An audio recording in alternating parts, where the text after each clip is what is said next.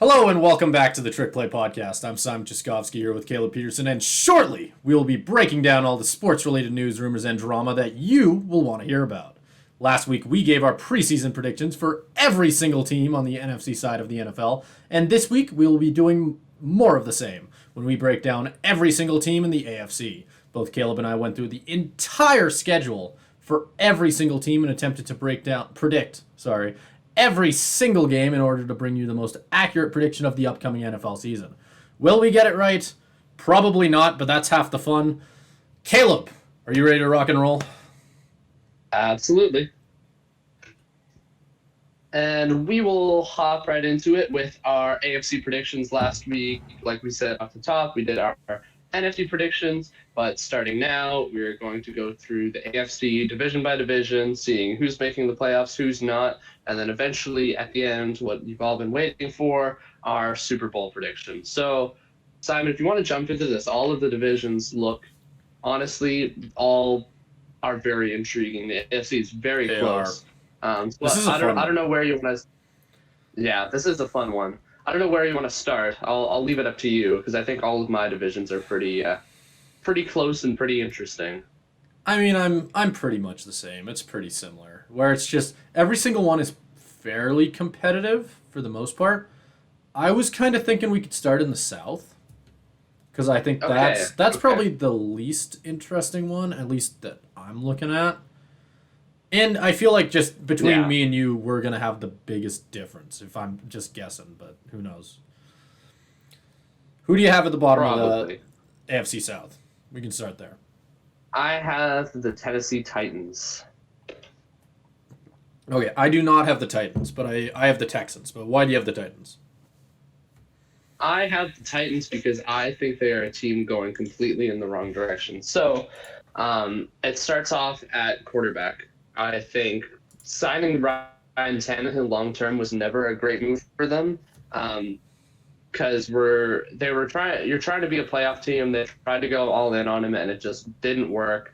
And the Titans have always been a team with a limited ceiling, and they hit that ceiling when they went to the AFC Championship.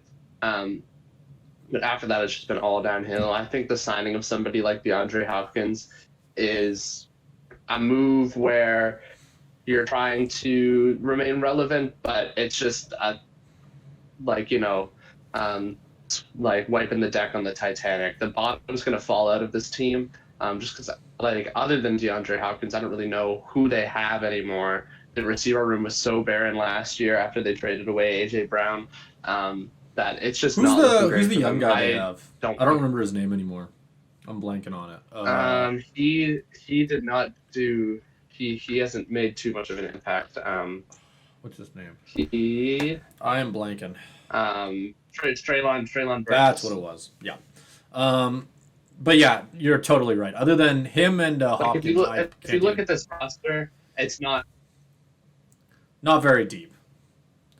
Which is a strange thing because when you actually look at their top weapons, it's almost comparable to what we said about the Buccaneers last week, where they're at the top. They have a lot of really, really good guys. But the second you get below Godwin and Evans, and the second you start looking down there, it gets a little bit barren. And that's an issue that they're definitely going to run into. Having Tannehill as your franchise quarterback isn't very solid. And we haven't seen a lot from, or I believe they got rid of Malik Willis. Now it's Levis back there. No, they have him. They have him. Do they still have him? I thought they cut him. No? Okay, maybe that was just a rumor. Okay. But we'll have to see what happens with that. I remember being pretty high on Malik Willis before he got drafted, and it's kind of been disappointing to see him not really do much. At least, we haven't heard anything about him, since he's been drafted, which just kind of sucks. But obviously, Levis has been all over the place with Mayonnaise. He played very poorly. Did he? Yeah. I mean, he just played very poorly. It was very clear that he was not ready for the NFL. It was not a good showing. That's why, even if you do manage to hand the reins to him or Will Levis, I don't think it's going to go well. And just looking at the rest of the roster, again, they've got star power. They've got Jeffrey Simmons, but after that on defense, they've got Kevin Byard as another good piece. Yeah, But that's after true. that, it's just looking weak all over the place. This I year's going to have be them a at, I don't know transitional where you year for have them, them, I think. Simon, but I have them at, No, I don't have them much yeah, better. I have them. I have I them have at them 5 in and third. 12. You have them at what? 5 and 12. I have them going 7 and 10, so a little bit better. But that's mostly because when I look at the type of the teams that they are taking on, they have a lot of winnable games, which I think which is why I kind of ended up giving them more than maybe I should have. But I feel like 7 and 10 is fine for them. Like they still have the weapons to pull out a couple of games, so I think they'll be okay. I still think the Texans are a worse team, which is why I have them below them. But I don't think the Titans are much better. In this division, the bottom is. I'm assuming you have the Titans in third with that one, unless maybe you have the Colts there. Who knows? But just looking at it, it really just depends on how high you are on Tannehill, I guess. I don't know. It's gonna be tough. I think it's definitely tough for me to even like think about them doing any better than where I have them. I feel like you hit it right on the nail with 5 and 12 with the floor. 7 and 10 is probably their ceiling. Yeah, I don't think they're going to be going any higher than that. It just doesn't make too much sense to me. Um, but yeah, if you want to move on to talk about the Texans, because I do have them in third, Okay. because they're not that much higher than the Titans. What did you have their record? I have them at 6 and 11. Okay, I had them at 5 and 12, so we had pretty much the same there. Why are you not too Okay. high on the Texans? Yeah, I'll let you go first. I feel like it's pretty self-explanatory. Yeah, They're it is. obviously more of a team that's going to be good in like they're going to be good in like maybe 2 to 3 years. They've got good pieces. I do think that CJ Stroud will play really well for them. I think Will Anderson's going to have an instant impact. Like just having those two players boost your team up so much from being 3 and 13 team last year with the first overall pick to a team that is looking to win like 6 or 7 games maybe. I think those two additions alone can make that much of an impact, but they're still at their core the team that won only 3 games last year, and it's going to show. They're not going to do too much. They're not going to be anywhere in the playoffs. They just need a couple more years for their young players to develop and to grab another couple of young stars in the draft. Yep, and I totally agree. I think any team where you're relying on rookies to instantly come in and just succeed as the only way that you'll ever have success, I have an issue with. I just don't. No matter how good C.J. Stroud and Will Anderson do right off of the jump, I just don't see them really being that much better.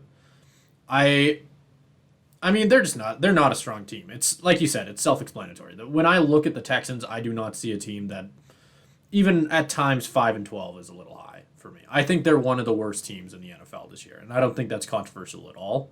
I think they're going to be pretty bad, but I mean, give it a year or two, and they could definitely be up there. I think this will definitely be a really good division in a couple of years when a lot of the young guys around this entire division just improve. We're already seeing that with the Jaguars with Trevor Lawrence and that entire squad. They're obviously a pretty young team. They're going to be pretty good for a while. I think that we could see the Texans in 2 or 3 years start to compete with them, but it won't be anytime soon. They're going to suck for a while. Yeah, no, they definitely will. And I'm not quite that low on them. Again, I do think they've gotten better in places, and I do think they're going to have a couple more wins. And they've certainly got lots of games they can win on the schedule. Like they can beat the Falcons, they can beat the Bucks, they can beat the Cardinals. Like I think they have the ability to pull out some of these games now, but it's still going to be a season where they're getting a top 5 pick. Yep, for sure. But I don't think they're going to be the worst anymore. I don't think they're the worst anymore. I don't have them at the bottom of the. Oh, I don't have them as the. I don't have the division anymore. Yeah, I don't have them as the worst team in the NFL. I really want to emphasize on one of the worst. I think that, and I mean 5 and 12 screams that, right? Like they're not going to be very good, but they're definitely not going to be the single worst team in the NFL again. They improved enough that they'll be like 25th, 26th, like something like that. Yeah. Yeah. Who do you have in second place for this division, Simon? I will give you one guess for $1 million. Who do you think it is? Well, it's the Colts. I think it's the Colts. Yeah. Who else? I mean, it's not. I do think they're gonna be pretty good. Okay, so we do actually agree on that. Yeah, because I would say the Colts are probably my controversial pick of this entire thing, just because I have been very high on Anthony Richardson for a while. Maybe it's out of blind hope, because watching all of his highlights and like all of the stuff we saw at the combine, I want him to be insane. Like, there's a little bit like part of me that just wants to see the human highlight reel run across the field, But I mean, maybe who knows? Who knows what happens with the Colts? It's another team just like the Texans where I almost feel like a hypocrite for saying the Colts will do well, because they're also another team relying on the fact that hopefully a rookie quarterback will succeed. Obviously, they also have Gardner Minshew, but I mean, who knows what's going to happen with that? Who knows if Minshew will come in whenever he does? Who knows, right? Like, that's the thing with this team. They could potentially be pretty good. They have a lot of weapons. They could also be really bad. That's the thing. That's the thing with a lot of teams in this division. Like, I also pointed that out with the Titans, where they're not necessarily... They do have the weapons to potentially be all right. So, who knows? Like, I could totally see the Titans and Colts swapping in real life. Who knows what'll happen with that, but we'll see, right? Yeah, I think for the Colts, for me, the big thing is I think Anthony Richardson by the end of the season will be pretty good, but I think in the first couple months it's going to be rough, because he's not the kind of quarterback that you look at and say he's not necessarily a pure passer. Like, he's NFL ready. Because if you look at his highlights, you're gonna you'll think this guy is gonna come in and tear the league up, but that's not what it is. That's why he was such a risky pick at 5, is because he's not necessarily NFL ready. But I do think playing in the division that they do, they have a lot of winnable games, and they also have a lot of great players still on this defense, and they've proven that they can pull out some upsets and hang in there with. A thing that you can definitely point out as well is they don't have that hard of an early schedule, so there are gonna be opportunities for Anthony Richardson to slip up a little bit and bounce back. Like, I think even if he does suck, there are gonna be opportunities for them to win anyways. So if you're right, and he is going to be a lot better by the end of the season, then hopefully they'll be all right. I mean, I know that I'm high on Anthony Richardson, like I said, purely out of hope. But obviously, whenever you bring in a not necessarily pure passer and draft him early, and you expect him to start right off the jump, does it normally go well? We've seen it fail a lot in the past. That's the big example of NFL quarterbacks that don't really work. Obviously, I'm trying to think of an example. I'm struggling now. Like, Fields wasn't necessarily the strongest right off the jump. Oh, I'm putting myself on the spot. Why did I do that? Who else? Whatever. Insert names. You know what I mean. Like, these really, strong athletic quarterbacks, they work really, really well when you give them the opportunity to. But generally, you have to wait a couple of years for that to actually start working. I mean, that was the thing with, Josh Allen wasn't. Yeah, that's a good one. Yeah, he absolutely struggled in his first few years. And Mahomes, you rested him behind Alex Smith for a year. Who knows how his career might have gone if he had to be thrown out of the fire the first year. So it's the kind of thing where you say, it may not be the best idea, but we'll see how it goes. He has a safety net with that defense just to provide him some points and give him the opportunity to win, even if he's not playing at the highest level.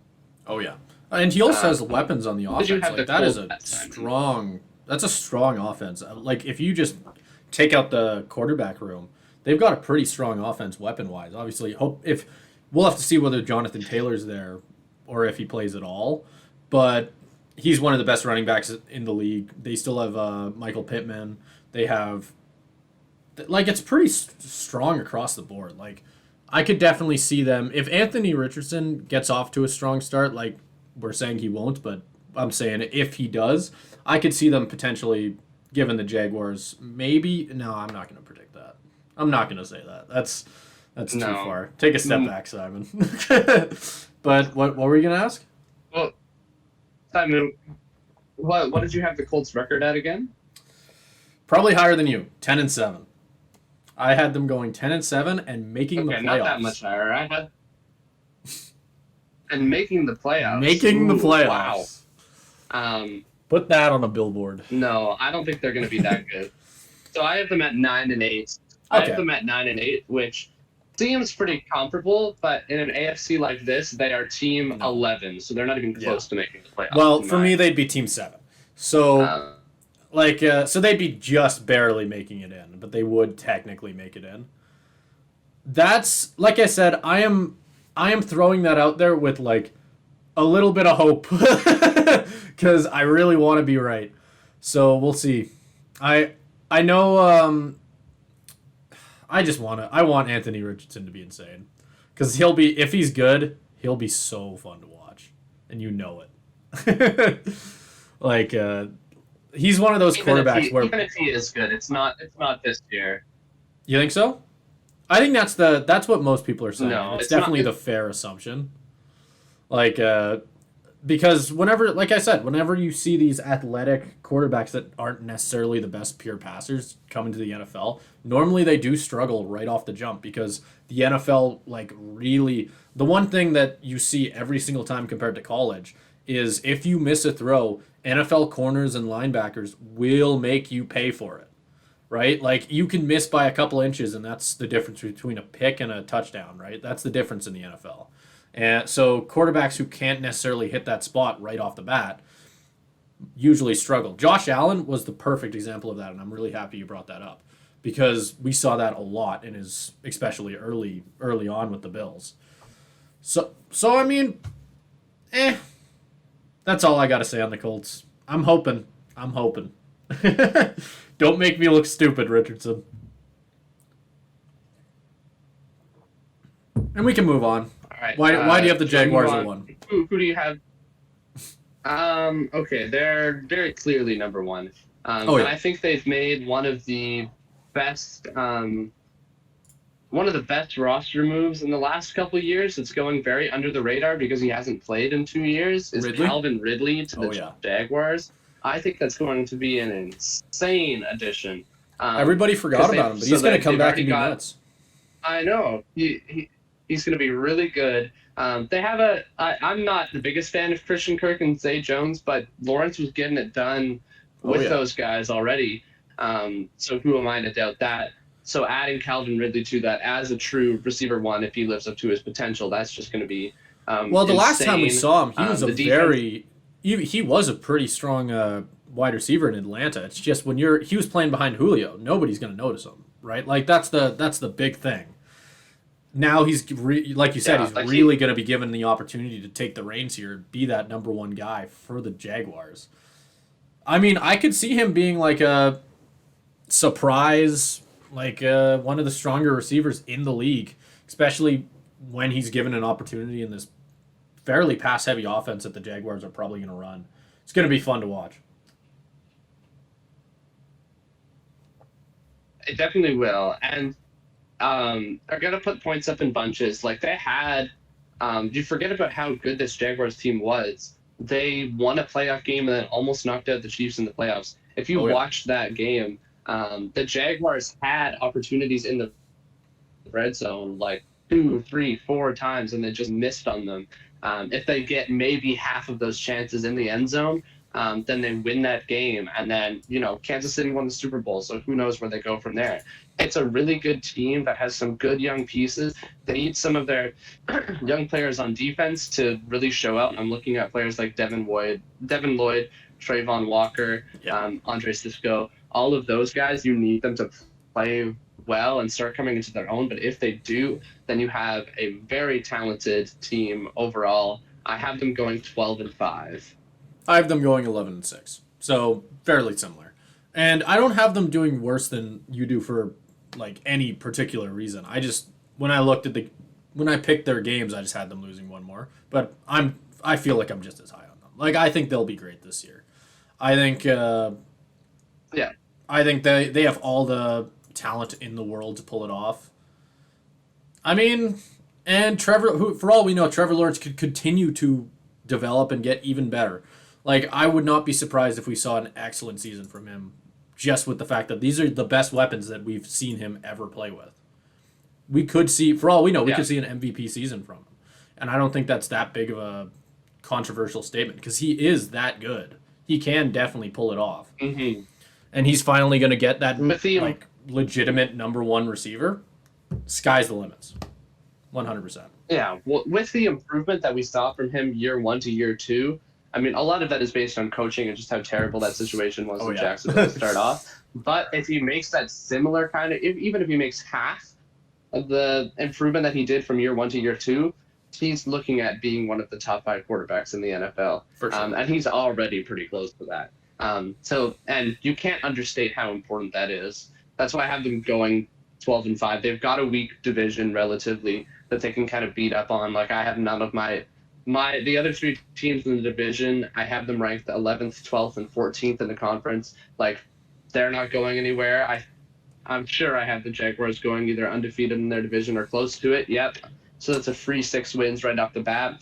And then while they've got some tough games on their schedule, they've also got teams like the Saints and Steelers that they can beat up on pretty easily. I'm very confident that they're like 12, 11, maybe even 13 wins is on their radar. Like that's going to be a very I'm going to good be straight up with you. I don't know. Jaguars. Because you pointed out what your division record was for them. I'm going back through what I had for mine, and I don't know what the hell I was on.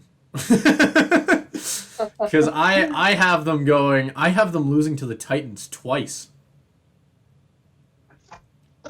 Jeez. Which is harsh. You might have to bump them up. I was gonna say I'm gonna flip one of those. They play them in week 11 and week 18. I'll give the Titans the week 18 upset. But I'm gonna switch back. I'm gonna give the Jags the week 11 win. So that would bring them to 12-5. So same as you. And it would also bump the Titans down to 6-11, which is probably more accurate. But yeah, so that's probably a safer bet. That would have the Jaguars going 5-1 in their division for me, with them only losing an upset loss, assuming that they would probably sit a couple guys in that week 18 game. Especially considering how easily they could take that division. They'll have that division wrapped up with like 5 weeks to go.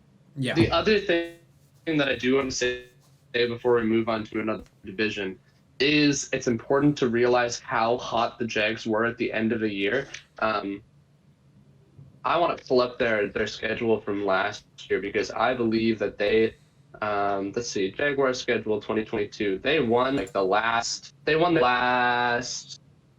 what is it, like 5 games? That's insane. That is insane. And so they're beating teams like they beat Dallas, like because they were not a great team going into like after their bye week. They're 4-7. That's not great. But the fact that they were able to rattle off 5 wins in December when it matters most is such a good sign for their future and shows how well these young players have developed.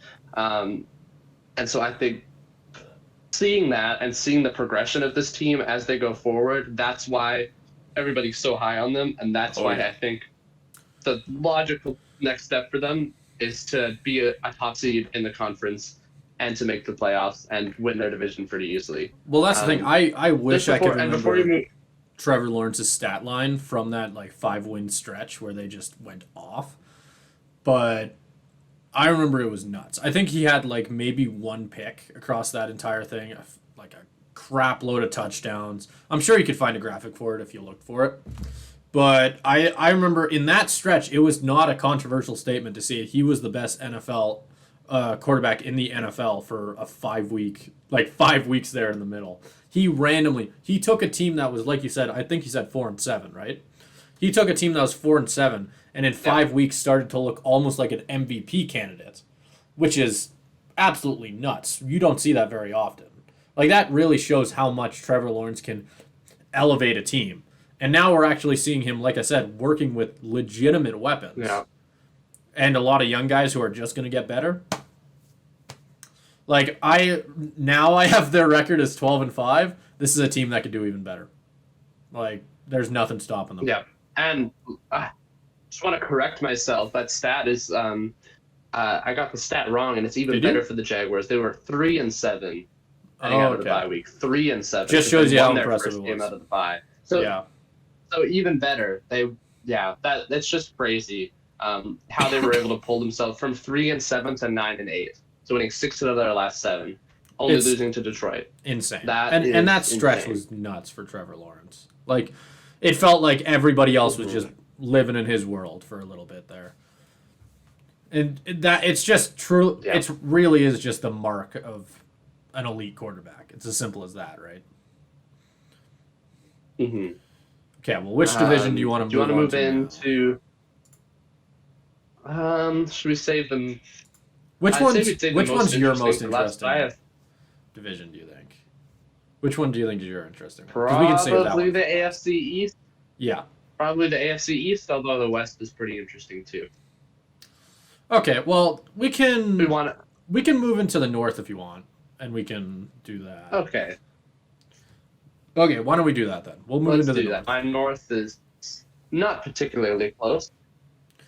Yeah, mine's not either. It's still I have like 1 or 2 picks in here that are going to be interesting. Who do you have in last?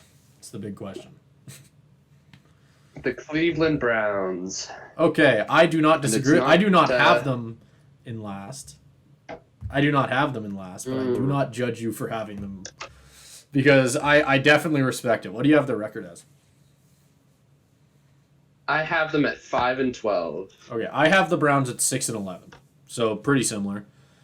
But I do not have them. Not too far off. Yeah, Why are you so low on the Browns? Okay. Okay, for a couple of reasons. I may or may not be letting my distaste for Deshaun Watson get in the way of making an accurate pick. No, he's a piece of shit. To be fair, he is, and that shouldn't be a controversial opinion.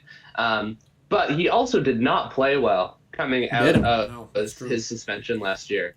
A lot of people. It was looking really rough. A lot of expectations that I'm seeing online whenever I hear about the Browns is that we're going to see that Houston Deshaun Watson back, which, especially if you're taking last year as a sign of anything, it's probably not going to be the case.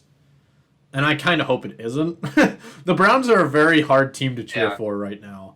And normally I don't hate the Browns. Normally if they're doing all right, it's like hell yeah, you guys sucked for a while. You get to have this one. But I'm going to be honest with you. I want the Browns to suck. You know what? That's not true. I want them to be just below mediocre so they don't improve next season. Like, I want them to just, like, suffer a little bit, you know? You don't deserve it after picking Deshaun Watson as your quarterback. Yeah, that's the tough thing is, like, before they got Deshaun Watson, they were such a lovable team. Like, after how bad they were for so long, like, you just want to see the fan base get something. But after this, it's just, like, it's really hard to cheer for. It makes me feel even more bad for that fan base. I feel terrible for that fan base. I can't imagine having to cheer for Deshaun Watson. That's such a fucking joke. Like, and it's like, the one thing that I would hope happens is that Deshaun, I don't want to wish injury on anybody. Falls off the toilet and breaks his head. I feel like when Deshaun is okay. Yeah, if he gets injured or if hopefully he's just playing so poorly that they want to make a quarterback switch. Dorian Thompson-Robinson is a rookie this year. He looked really good in the preseason. He's got lots of potential. And I think he might even provide a little bit more for them. That's kind of honestly my biggest hope for the Browns this year is for DTR to start like showing up in some of these games and playing really well. Because just with Deshaun Watson, unless you're getting like Houston, just like with everything else aside, if you're getting Houston Deshaun Watson, this team is going to be way better than 5-12. Like they have a lot of weapons. It's going to be pretty good. They've got really good receivers. They've got Nick Chubb.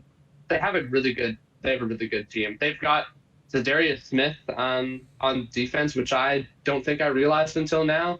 They've got lots of injuries to start the season. True. Almost half of their starters are questionable. But looking at the roster, like it's a really good roster and makes me doubt my 5-12 prediction a little bit. But just they looked so rough with Deshaun Watson, that offense, that I just, especially with the division they're in, which, spoiler alert, I had all of the other teams over 10 wins or over. Oh my God. I don't think they're going to get a lot done. I have them losing every game in their division. And yeah, like they could pull out some games. They can maybe pull off some upsets because they have lots of talent. But I just think they've made such a terrible move with the Deshaun Watson thing that unless I'll make it like if you're getting the same Deshaun Watson back, they could make a push for the playoffs. If you're getting Deshaun Watson at somewhere close to his prime, they could maybe make a push for the playoffs. But what it's looking like now with the quarterback situation that they have, it's not looking overly great with how difficult their schedule is looking to be. Yep. And I don't know. Obviously, they have a great team. You can't diss their team. Their defense is still going to be great. They've got an incredible D-line. That's not going to change. I'm sure, I haven't looked at it, but I'm sure their O-line is still great. Obviously, they still have Amari Cooper, Nick Chubb. You can't diss them. Like, when you break it down piece by piece, they're a pretty great team. But I hope, I wish nothing but the worst for Deshaun Watson. So 6-11. I have no issue with it.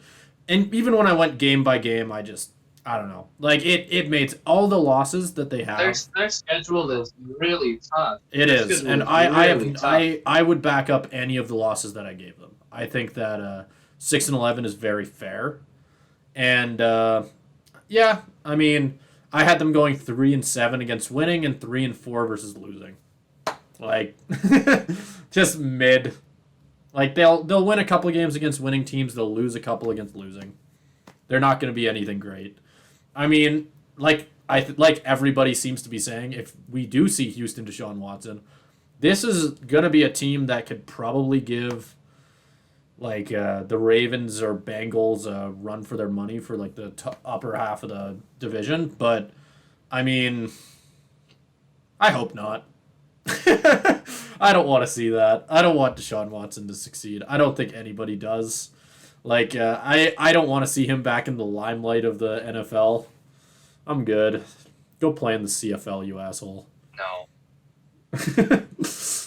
No, I don't wish that on the CFL. Come on. Yeah, that's fair. Go play in the XFL, you asshole. Maybe that's more fair. Mm-hmm. Okay, do you want to move on to your number? I guess you didn't even have the Browns in. I didn't have the. This is where, considering what your comment on having 3 teams with 10 wins, this is where me and you are going to differ. This might be my big controversial pick. So, in last, I have the Steelers. I am not very high on Pickett. I don't think nothing that I saw last year gave me anything to really trust. Obviously, hope we'll probably see a jump.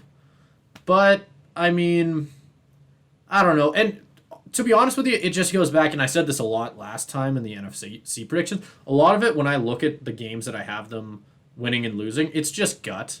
Like, most of the losses that I gave them, I agree with completely. Like, they're just not that crazy of a team. And they're, like I said, I'm not big on Pickett. Like, I don't see him like breaking out into the quarterback that they would probably need to succeed. Could I see them I could see them like in their like hitting like a ceiling of being above the Browns. Like, they could probably win more games than I have them winning here. and maybe I think I am probably being a little bit too harsh, but I'll stand with it. I have them going 4-13.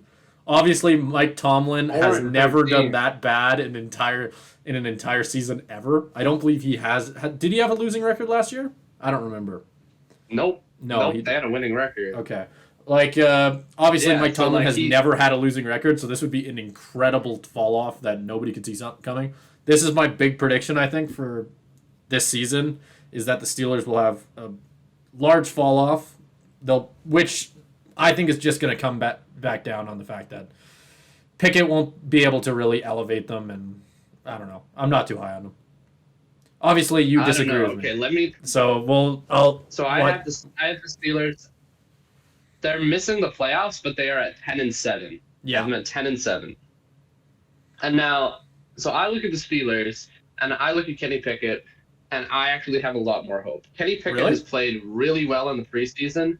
He's been doing really good from everything that I've seen. And I also just want to take a look. So the Steelers had a bye week right in the middle of their season last year. So that's very nice. You can split it into 2 halves. And what they did with Pickett, right, is that they started Trubisky at the start of the season, and then they slowly start transitioning over into Pickett. Yeah. And so Pickett's first few games, so Pickett started 4 of the first 8 games. And he lost all of them. Did not play super well.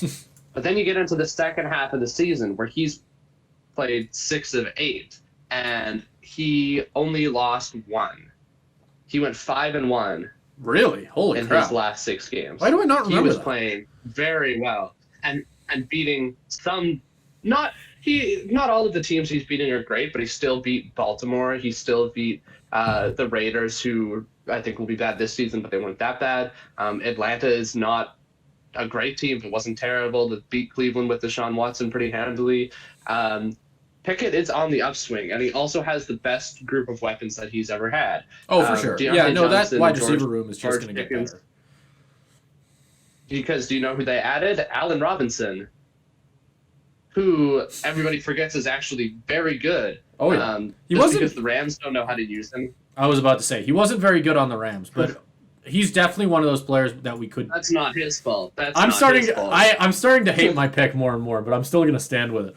Because even if it is just playing devil's advocate, I don't know. I think at certain points, they definitely do have a tougher schedule. I don't think they do. So I'm looking at. So here, I'll just go through the games I have them winning. And I have tell them me if losing. any of these are okay, controversial. Sure. I have them beating the Browns.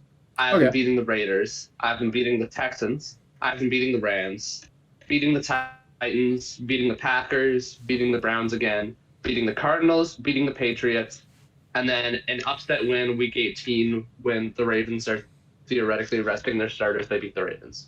None of that feels insane to me. That is fair. Yeah, no, I get that. I don't know, because the biggest difference is I have like Week 1 they lose to the 49ers, obviously. Then I have them lose. Yep. Then I have them beating the Browns. So Week 2 they get a win. And then I have them losing to both the Raiders, and then I have them losing to the Texans. So I think that's just a thing of they're pretty... Those ones I could see them going either way, and then I have them losing to the Ravens. I actually have them losing to the Rams. I don't know, I'm hating this more and more. Don't worry about it. I agree with it. I don't care. Pittsburgh's gonna suck. Whatever. Yeah, I don't even really like Pittsburgh, so like I kind of hope they suck, but I don't know. Yeah, Mike Tomlin's too good of a coach to suck this bad. That's totally not like I don't disagree with you too much in that I'm not terribly high on Pickett. Like I think his ceiling is a very mid quarterback, but it looks like he's hitting that ceiling. Like I think he could be like the 15th best starting quarterback in the NFL, and can with a decent team around him, can the 15th best starting quarterback in the NFL win 10 games? Absolutely. That's kind of where I see the Steelers. I mean, we'll see. I don't know. Because the more I think about it, the more I'm like looking at it as, well, they did get a little bit better and like yada, yada, yada. But it's just, and Pickett will probably improve in his second season, but like, fuck you, 4-13, don't care. We'll see what happens. I don't have a good reason behind it. Whatever. Throw it on a billboard. Simon says the Pittsburgh Steelers are going 4-13. Tomlin gets fired. End of an era. Probably not going to happen, but why not? Let's have fun. Okay. I think Bill Belichick. I think Bill Belichick will get fired before Mike Tomlin does it. Realistically, the funny thing is, realistically, I agree with you. But we can. Why do you have the Ravens in second? Because I have a funny feeling I know who your first pick is. Yeah, because the Bengals are just too good. Yeah, pretty much. Yeah, I have the Ravens in second, but actually not by that much. Really? It's funny. So the Ravens are going 12-5. Oh wow! And but with the record of 12-5, they scrape into the playoffs. They barely make it in the playoffs. They're my 7th seed at 12-5. Which is insane. I have them just barely missing. Goes to show how good this. Yeah. So I have them going 9-8. That also wouldn't shock me. Yeah. 9-8. That's 9-8. Rough. That is rough. Simon, you need to explain yourself. That is. Well, scanning through them. Tell me why you hate the Ravens. Okay.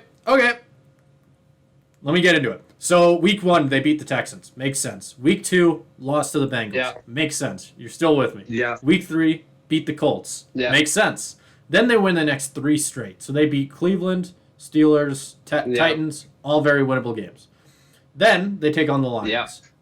As we saw on the NFC side of things, I'm pretty high on the Lions. I have the Lions beating them there. Then they beat the Cardinals. Then they take on Seattle. I have Seattle beating them. And then it's the second half of the season where I start to have them falling apart, I think. I do have them beating the Browns after that, so that's fine. Go back, and they lose this. They completely get swept in their season series against the Bengals. Then I disagree with that. With that. That's fair. That's fair, because with how close divisional games are, that's fair. But I do have them getting swept. You think they'll split? I have them getting swept by the Bengals. Yeah. Then they take on the Chargers, another pretty good team. I have the Chargers beating them. Then I have an upset loss here. I have an upset loss. I have them losing to LA. That's totally just going to be their upset loss right there. Need to throw one in. That's my rule. They need to lose at some point to a bad team. Then they go in and play the Jaguars. We just spoke on how high I think both of us are on the Jaguars. I have the Jaguars beating them. Then I actually have them beating the 49ers, which is kind of contradictory to everything that I've been saying. I almost feel like that's an upset because I was pretty high on the 49ers. And then I have them losing to the Dolphins and then ending the season by beating the Steelers, which I think is a game you actually had the Steelers winning. So I did. That being said, so I don't disagree with really any of my picks, honestly. Like the one that's kind of flimsy, like you said, is the fact that I have them losing to the Bengals twice. Obviously, that's kind of iffy. You can go either way on that. But other than that, I don't have any issue with it. I don't have too much of an issue with it, but I just think Lamar Jackson is too good of a quarterback to go 9-8. And I think that he finally has receivers, and that's the biggest thing for me, is that, oh my God, like he'll finally have someone to throw the ball to. OBJ and Zay Flowers, I think they will be really good. And I think once you have that ability for him, and just remember that the Ravens didn't have Lamar Jackson for a lot of the year because he was injured. Yeah. And getting him back, hopefully for a full season, I think that's going to make a huge difference. Yeah, like overall, the Ravens have always been good for a reason. John Harbaugh is a great coach, and their schedule, especially in the middle of the season, is like really easy. You had their stretch where you had them winning 3 games in a row. I also had them winning those, but I had them then parlaying that into an 8-game winning streak. Holy crap! Like I don't know. I just don't. Yeah. So you have them beating the Seahawks and the Seahawks, which I think for that. Well, that's the thing. Like, even if the middle, like the early middle half of their division is fairly easy, they do have parts. They do have to take on a lot of tough teams in here, which is mainly the thing. Is most of the losses I give them to, like, the one reason that I kind of disagree with myself when you actually get into the nitty gritty and look at the stats, I have them going 1-6 against winning teams, technically, which probably isn't going to happen. I think that's where we separate. Yeah, because I think so. I must have more winning teams than you do. Because I have them going 6-5, against winning teams. Which is probably more accurate. Like pretty even, which makes sense. Yeah, which makes sense. I have them going 8-2 versus losing, which is where most of their wins are coming from. So, which makes sense. Most teams are going to be like that. They're going to beat up all the crappy teams. But I don't know. Now that I'm actually like looking at the like, it's weird because the more as much as that stat sticks out to me like a sore thumb, like I don't know what games I'd switch because I have no issue with the Lions beating them. I have no issue with the Bengals beating them. I have no issue with the Chargers beating them. Jags, Dolphins, all very, very fair games to have them lose. The only one, like I said, that I could potentially see them switching is, and let's say, you know what, I'll even do it. Let's say the Ravens do beat the Bengals in one of those games, right? Then I would have them slipping into the playoffs at 10-7, and they'd go 3-5 against winning teams. Like, maybe that's a bit more accurate. But I'll stick to my prediction because I'll stick to what I said. I don't know. I think I could see it. We'll see what happens. I don't know. The Ravens are one of the fringe teams to where because of how close the AFC is, there's going to be a few teams that you're like they should make the playoffs, and then they just don't. Yep. There's going to be a few teams that I'm going to say will miss the playoffs. A big one coming up later down the line. Oh yeah. Where they have literally everything they need to make the playoffs. But because of how many playoff caliber teams there are, there's an odd one out. So I would not be, again, I have the Ravens coming in at 7, even though their record is really good at 12-5, because I just think this conference is so stacked. I think it's the most the single conference has been stacked. And pretty much all the time that I've been watching football, this past 10 years, I think that all of these teams are really good. And if the Ravens miss the playoffs, I don't think it's going to happen, but I would not be shocked. Yeah. I wouldn't be shocked. Yeah, well, we'll see what happens with it 100%. I'm pretty high on the Bengals, which is why I have them losing that series. And I'm going to stick with it. I'm fighting in my head on it. I'm going to stick with it solely because if I give the Ravens that loss, then it makes the Bengals look worse. And when I look at that record that I'd be giving them, no, I like what I'm giving them. So we can move on. Why are you so high on the Bengals? For reasons that are pretty obvious, but why do you have them in that spot?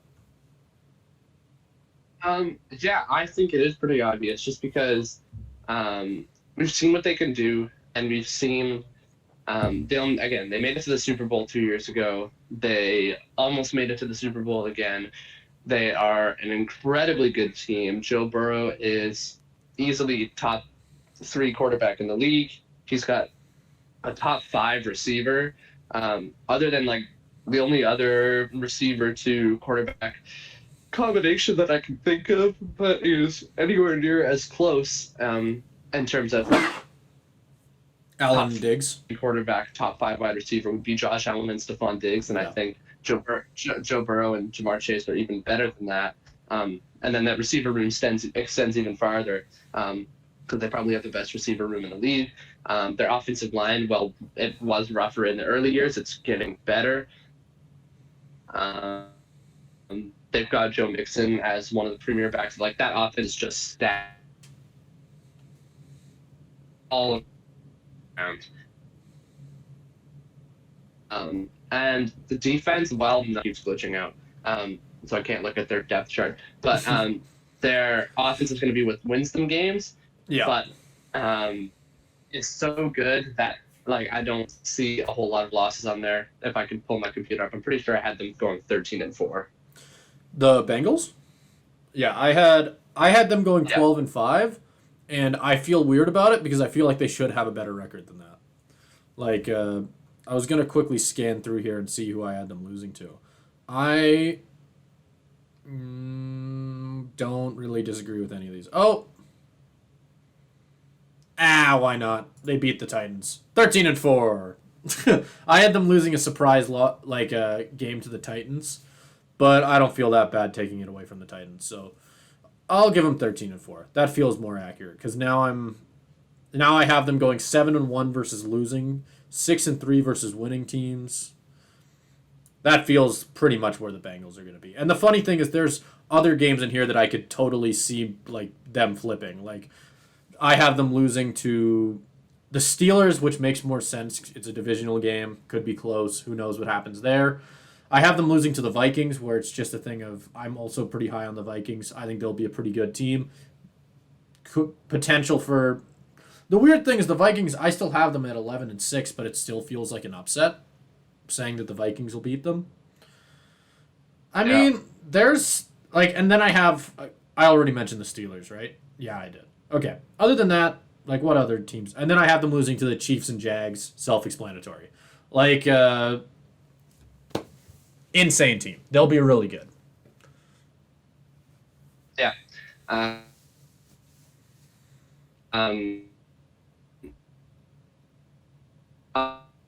completely agree. And I think, what was I going to say? The big thing for me, looking at it, like they're going to win a lot of these games, and they're gonna only lose. I think they're pretty. I wouldn't say pervious to, but I don't foresee them getting upset. I think they can handle their business in a lot of these easier games. Quite a lot. Their first 5 games, 4 of them are the Browns, Rams, Titans, and Cardinals.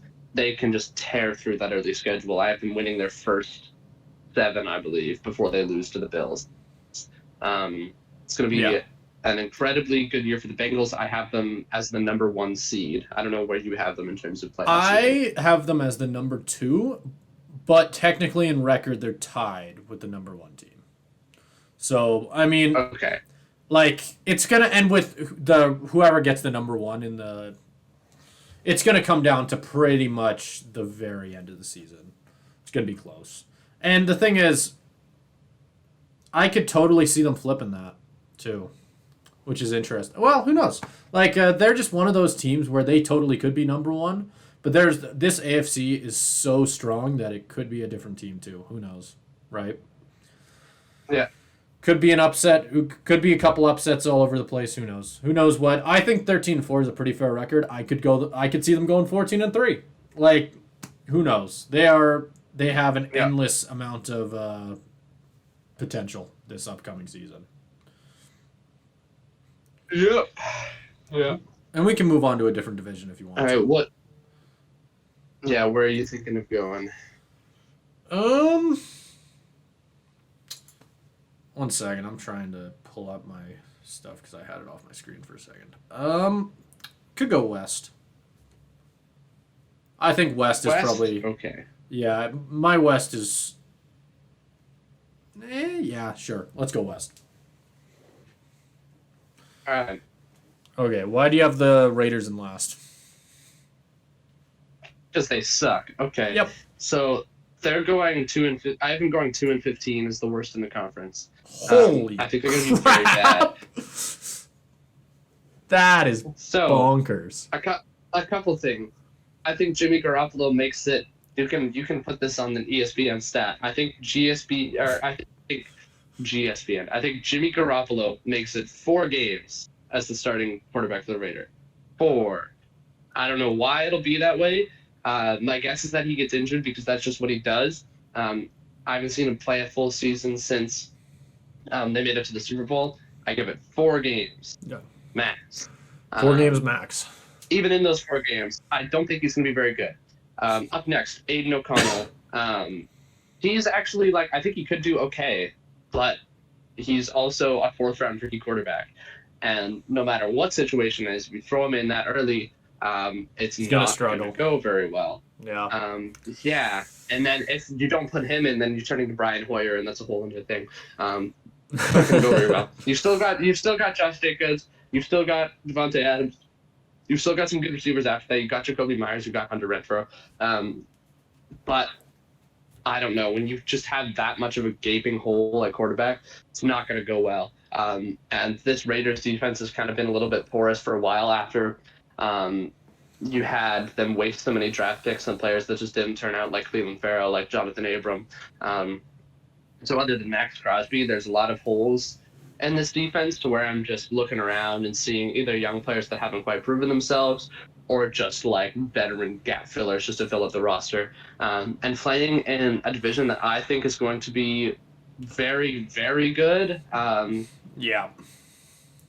I just don't see them winning a lot of games. And on here, on my stats, I even have them. They only play 3 games against losing teams. I have them only playing 4. Like, yeah, like it's not looking not very too good. great And for them. for me, I don't even have them capitalizing very much again on those games against losing teams. I have them going 1-2. I mean, the games that I do give them are pretty much entirely upsets. Like when I'm looking at it, like oh god. The more I look at it, the more my record for them feels wrong. I feel like I have too many upsets going their way, but whatever. I'll give it to them. 6-11. I have them going 6-11, so higher than you. But I think it's just because your prediction of Jimmy G being out by week 4, I don't necessarily subscribe to that same prediction unless there are injuries. Injuries are obviously a different thing. I think he'll be all right. Like, he's just the type of quarterback where if he doesn't get hurt, he'll be okay for you. Like, he'd be okay for just about any team in the NFL. It's just, like, he's not going to give but you... the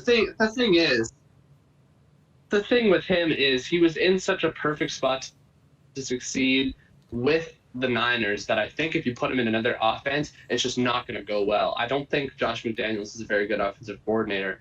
I guess he has familiarity with him from his time with the Patriots. So that could help. But still, Kyle Shanahan, West Coast offense, it's so perfect for a guy like Jimmy Garoppolo that can't throw further than 20 more than yards. 30 yards down the field to save his life. That I just think in the games that he plays, I just don't think it's going to go very well.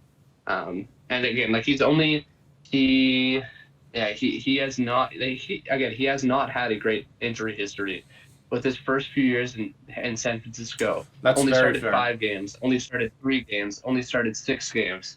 And that's why I want to point that out. Pattern.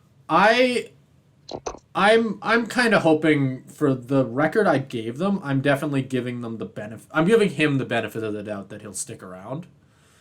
But like you said, if he gets hurt, then this record could definitely slip. Especially considering, like, I have them upsetting the Giants. I have them upsetting the Vikings. I have them... Let's see, what else do I have them? I have them upsetting the Bears. Jesus, I have them beating up that division. What the hell? Either way, I don't know. I could definitely see them slipping a lot lower than 6-11. That's the crazy thing. I feel like 6-11 is like their ceiling. I feel like the more I look at their schedule, the more I'm leaning more towards your record for them. But I don't know. Who knows? We'll see how long Jimmy G lasts for them, because I could see him being all right for them, pulling out a couple wins against some bad teams, or even some mediocre teams. Like most of the wins I do give them. Like I have them beating the Steelers. That's nothing crazy. Like I have them beating like the Colts later on. Like the more I look at the wins I did give them, the more I disagree with them. I'm gonna stop talking about who I have them beating, because I'm disagreeing with it now. I think 2-15 is definitely their floor. I don't think they're gonna go any lower than that, and it's pretty low already. Like they have good pieces to where they can pull off some upsets. I totally agree. Just in terms of how I picked it, it doesn't quite look like that. And in terms of the division they're in, again, that's 6 losses for me right away. If I were to give a legit prediction, like a legit gun to my head, I feel like they're probably going to fall somewhere in between where I have them and where you have them.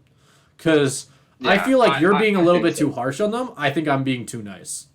I think that I have them winning a couple too many upsets, and they definitely will not actually pull that off.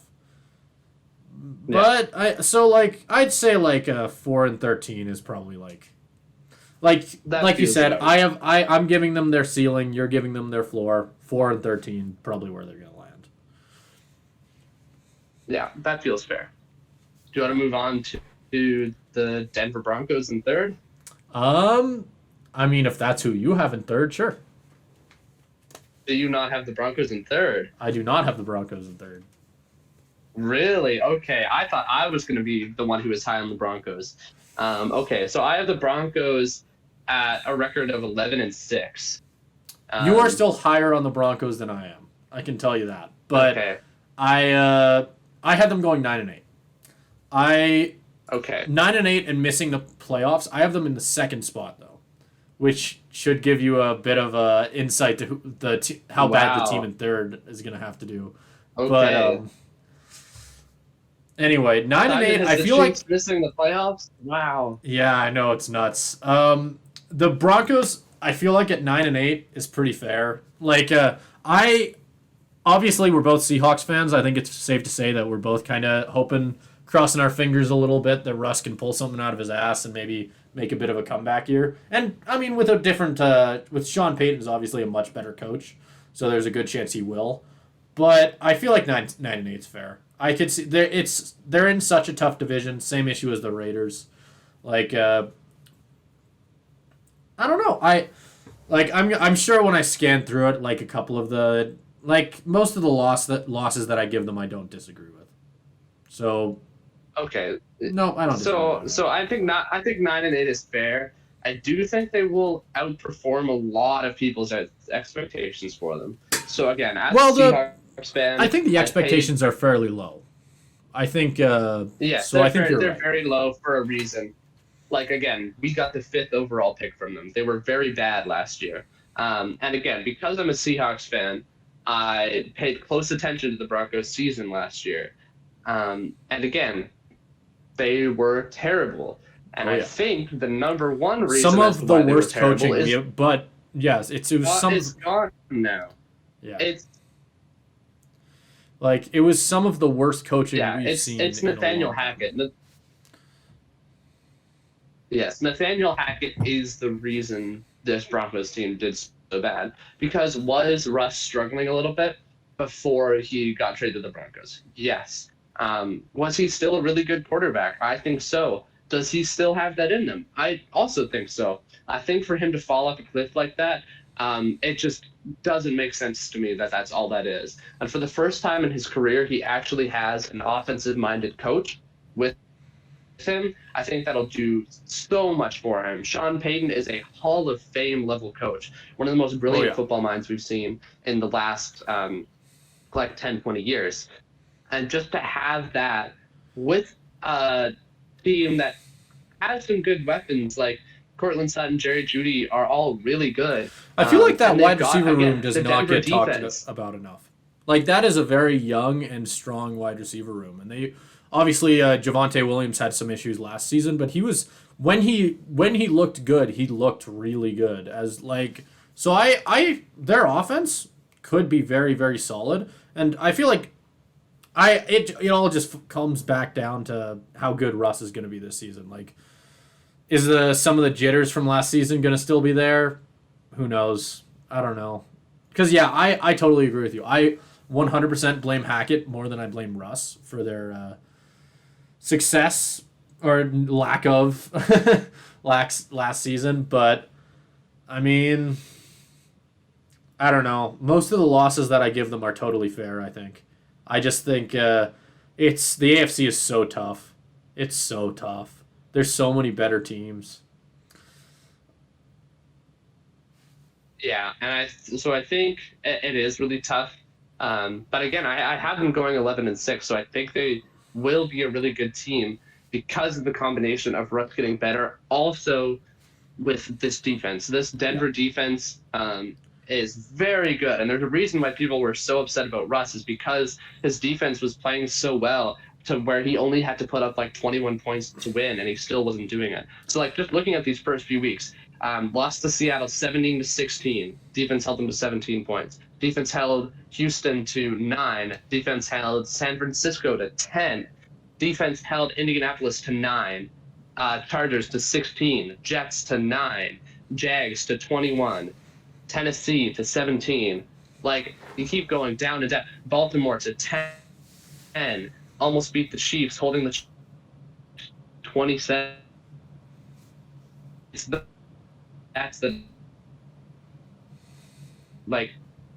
insane. And I think the Broncos defense will keep producing at the same rate. I don't say they'll go like I think Russell he was ish with Seattle, not quite at his peak, but in the same echelon kind of. I think we're gonna see a that will different hit. style of Russ playing in like Sean Payton's offense, just based on what we've seen from Sean Payton, the type of offenses Sean Payton likes to put out there.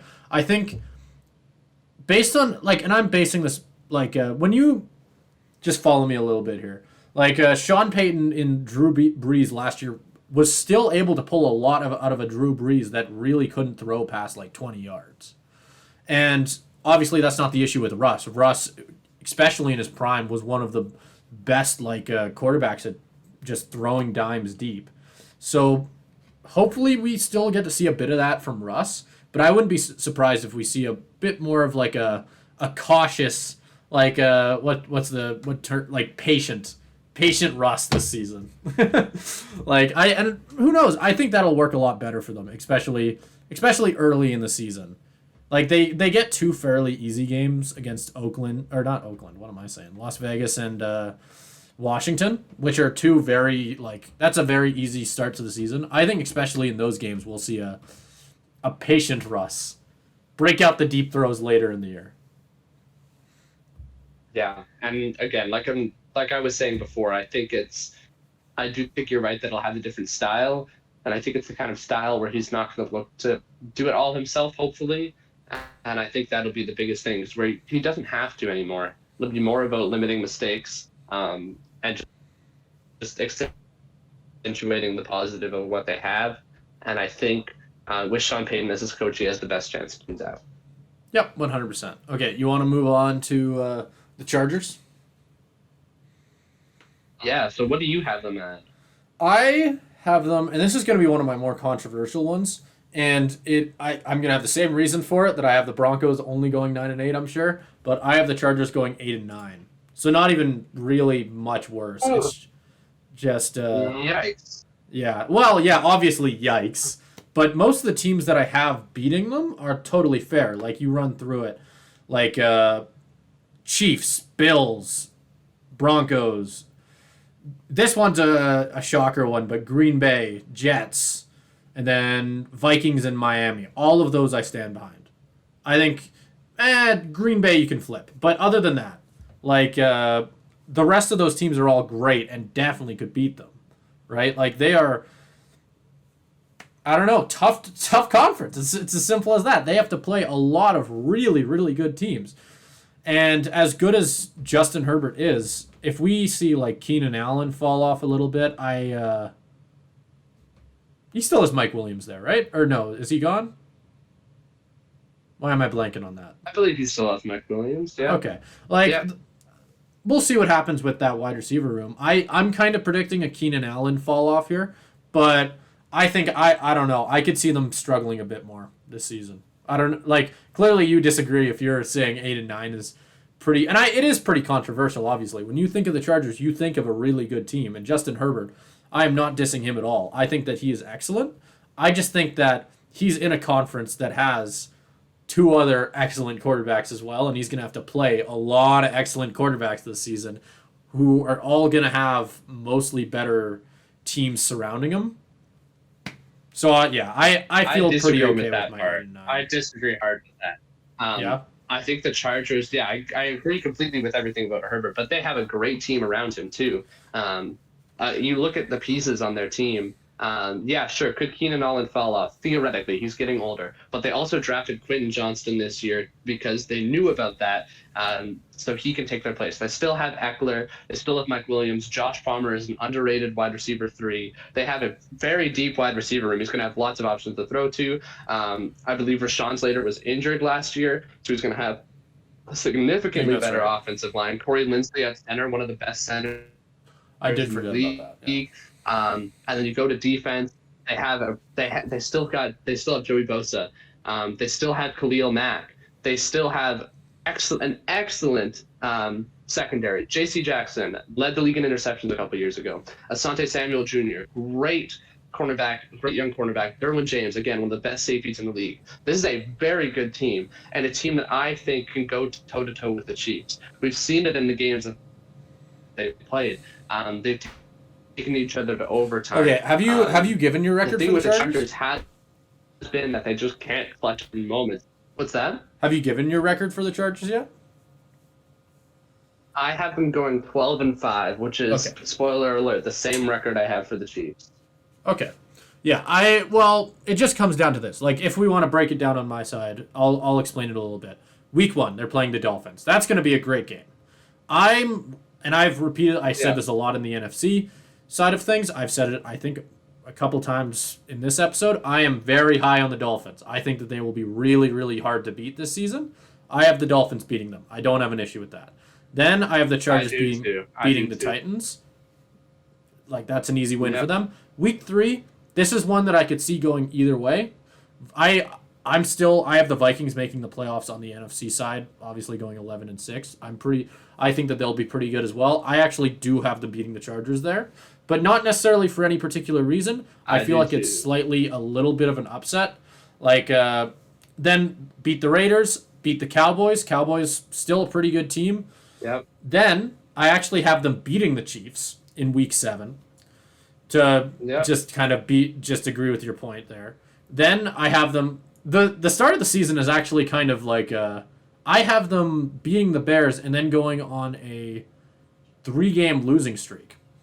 I have them losing to the Jets. I have them losing to the Lions, and then, like I said, my big whatever you want, upset one of Green Bay. So I'd have them losing 3 straight, and then they finally get a win back against the Ravens after, I believe they're coming off a mini bye, whatever the hell that means. They beat the Ravens, then they beat the Patriots, both team games that are very winnable for them. Then they play Denver. I have Denver beating them in that game. Then they'll go on to beat the Raiders again, so I have them sweeping the Raiders. And then that's right? Yep. And then they lose to the Bills, and then they lose 3 straight at the end of the season, which I feel like that's tough for them. But they also do play 3 very good teams there. They play the Bills, they play the Broncos, and then they play the Chiefs. So I do have the Chiefs getting revenge on them in Week 18. So I have a little bit. I think my biggest difference is just in the streak. So I have them winning the last 4 games actually. Oh, wow. I think them getting swept by the Broncos, because you have them getting swept by the Broncos, that's not going to happen. I think they'll split.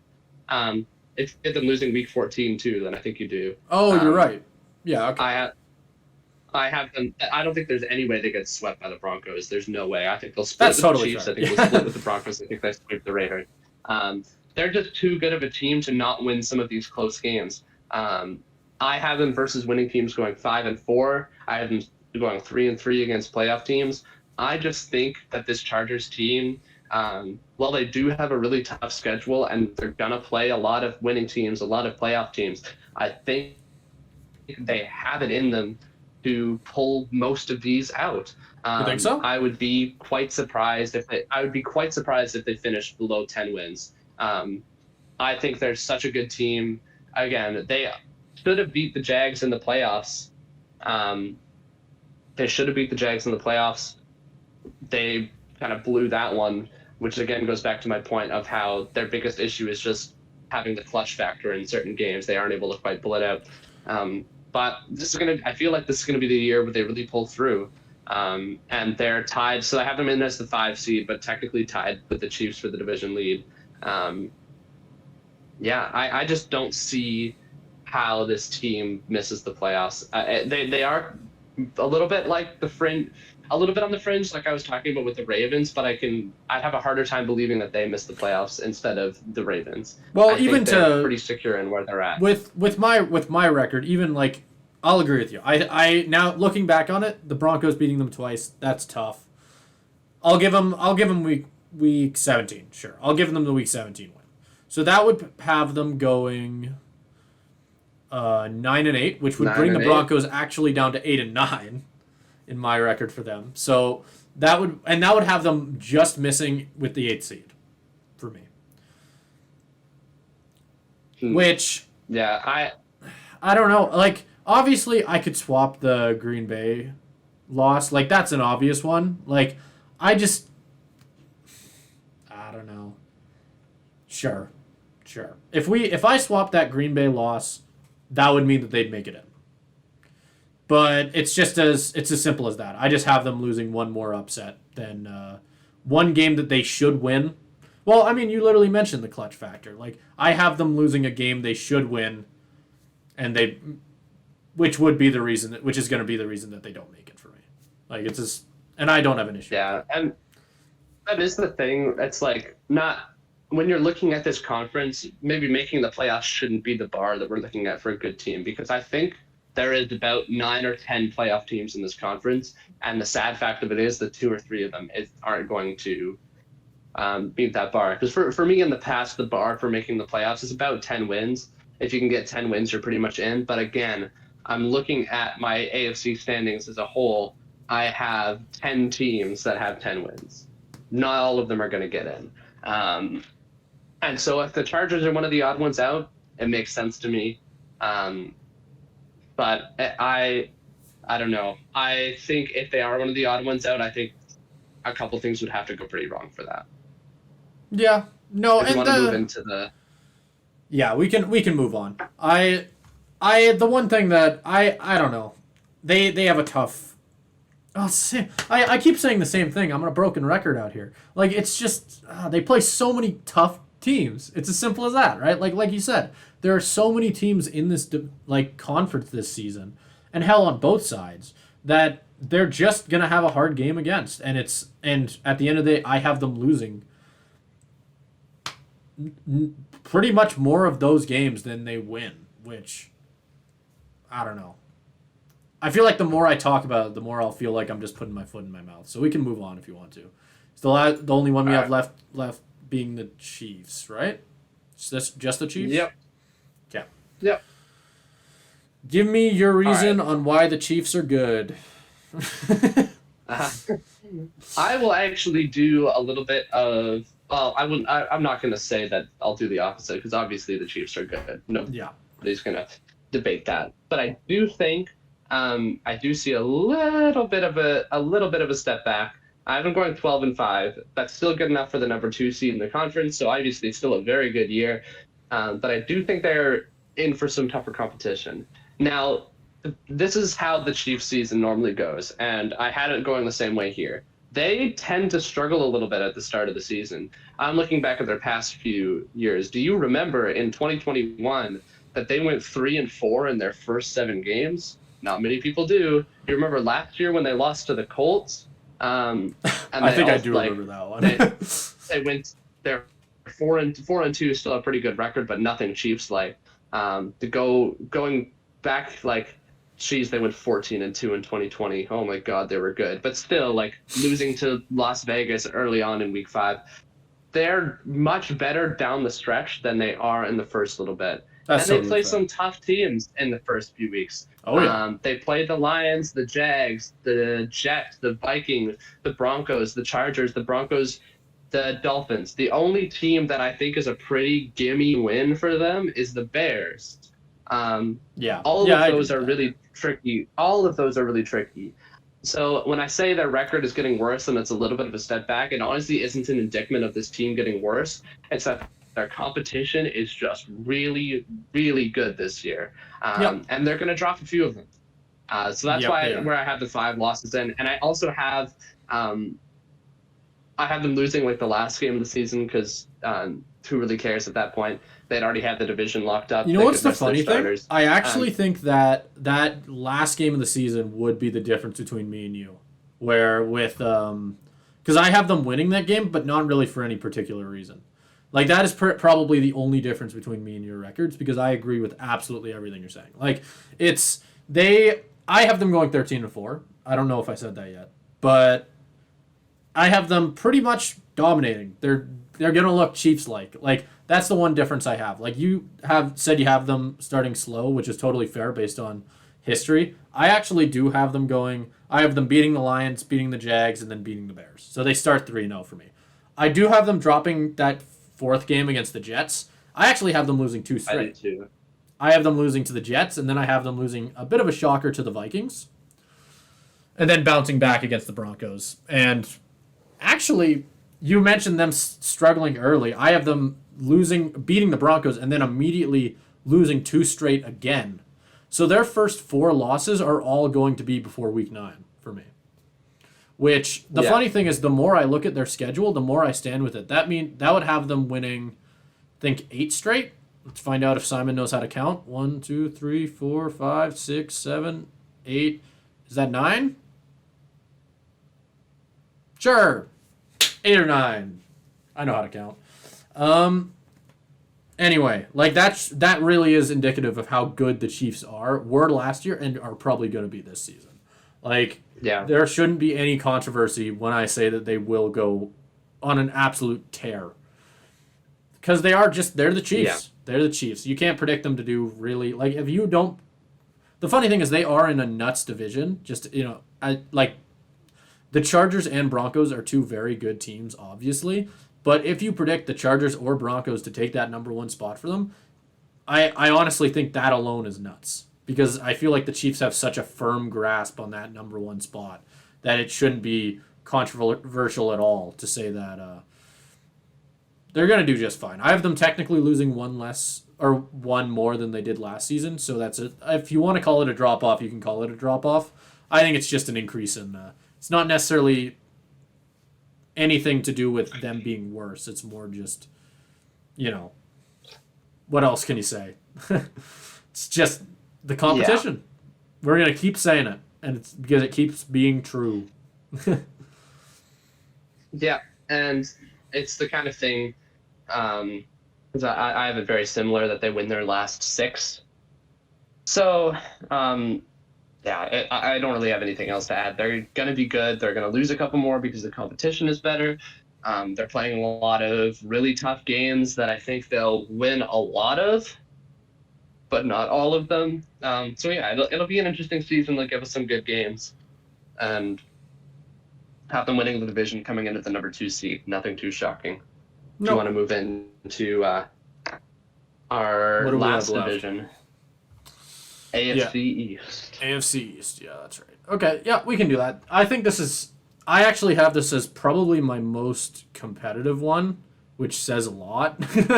Because, like I said, I think I've already said enough times on repeat how high I am on the Dolphins. Based on the amount of times I've said that, I have the Jets beating insert good team. You can probably guess that they did pretty well. And the Bills are the Bills. So I think this is just going to be a pretty nuts division as a whole. So, we can jump right into it. Why do you have the Patriots in last? I not only have them in last, but I have them as the other team that went 2-15. Really? I think this is the year that Bill Belichick gets fired. You can put that on a graphic. Sure. I'll write it down. I think that this is going to be a terrible year for them. I think a lot of it is going to be due to the competition and completely stacked AFC. They're going to be the team that stands out. The thing about Bill Belichick that I've said that a lot of people have said is he's a great coach but not a very good GM. The other thing that could happen is that he could continue as a coach and lose a lot of his managing powers because there's just been some stupid decisions. I did not realize that they got Matt Corral, but they cut Bailey Zappi, which was very interesting considering how well he played last year and how not great Matt Jones played. But didn't they signed him back, didn't they? No, they didn't. To the practice squad?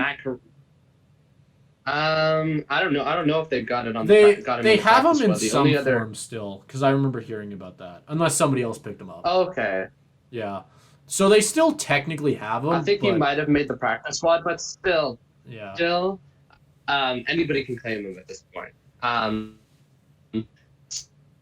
So again, uncertainty at the quarterback position. Their wide receiver room, well, it's full of names. None of them are wide receiver ones, and the news recently came out about Juju Smith-Schuster that I think the quote was his knee is ready to explode. So that's not doesn't sound a bunch good. Of players past their primes that are not going to. Yeah, the offensive line is still pretty good, but When you got nobody to really throw to outside of like Hunter Henry, like that offense is just going to be brutal. It's a Bill Belichick defense, so it's still going to be really good. Like it's still going to be good. Matthew Judon is going to play well, but they don't have the same amount of players that they do before. Like just looking over this roster, it's nothing amazing. Christian Gonzalez hopefully is good, but you can't expect on a rookie cornerback to carry that whole secondary. I don't know. Just looking at this roster, looking at the competition they have in their not only their division but everywhere else, they've got a rough schedule. I have their strength of schedule. I believe it is the highest, like the hardest. So they calculate strength of schedule in this app based on what you have other teams' records at, I believe. And the Patriots have the highest strength of schedule in the entire NFL. Do I think they are a 2-15 team just based on this roster? No.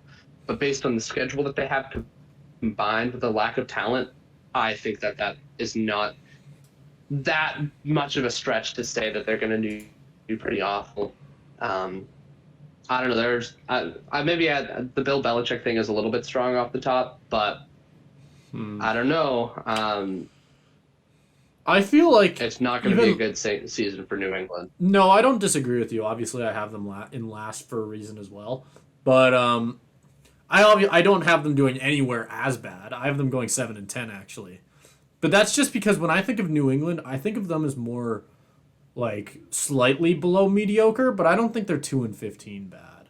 Like I'm looking through, I have them losing the first 4. Sorry, I have them losing 4 straight right off the jump. So I obviously do have them sucking for a little bit, but they'll get a couple bounce back wins. I have them beating the Saints. I have them beating the Raiders. 2 games that they can very easily win. And then I have them losing to the Bills. Shocker. Then they get an upset win over Miami. That one's their big shocker. They'll beat Washington, winnable game. They'll lose to the Colts.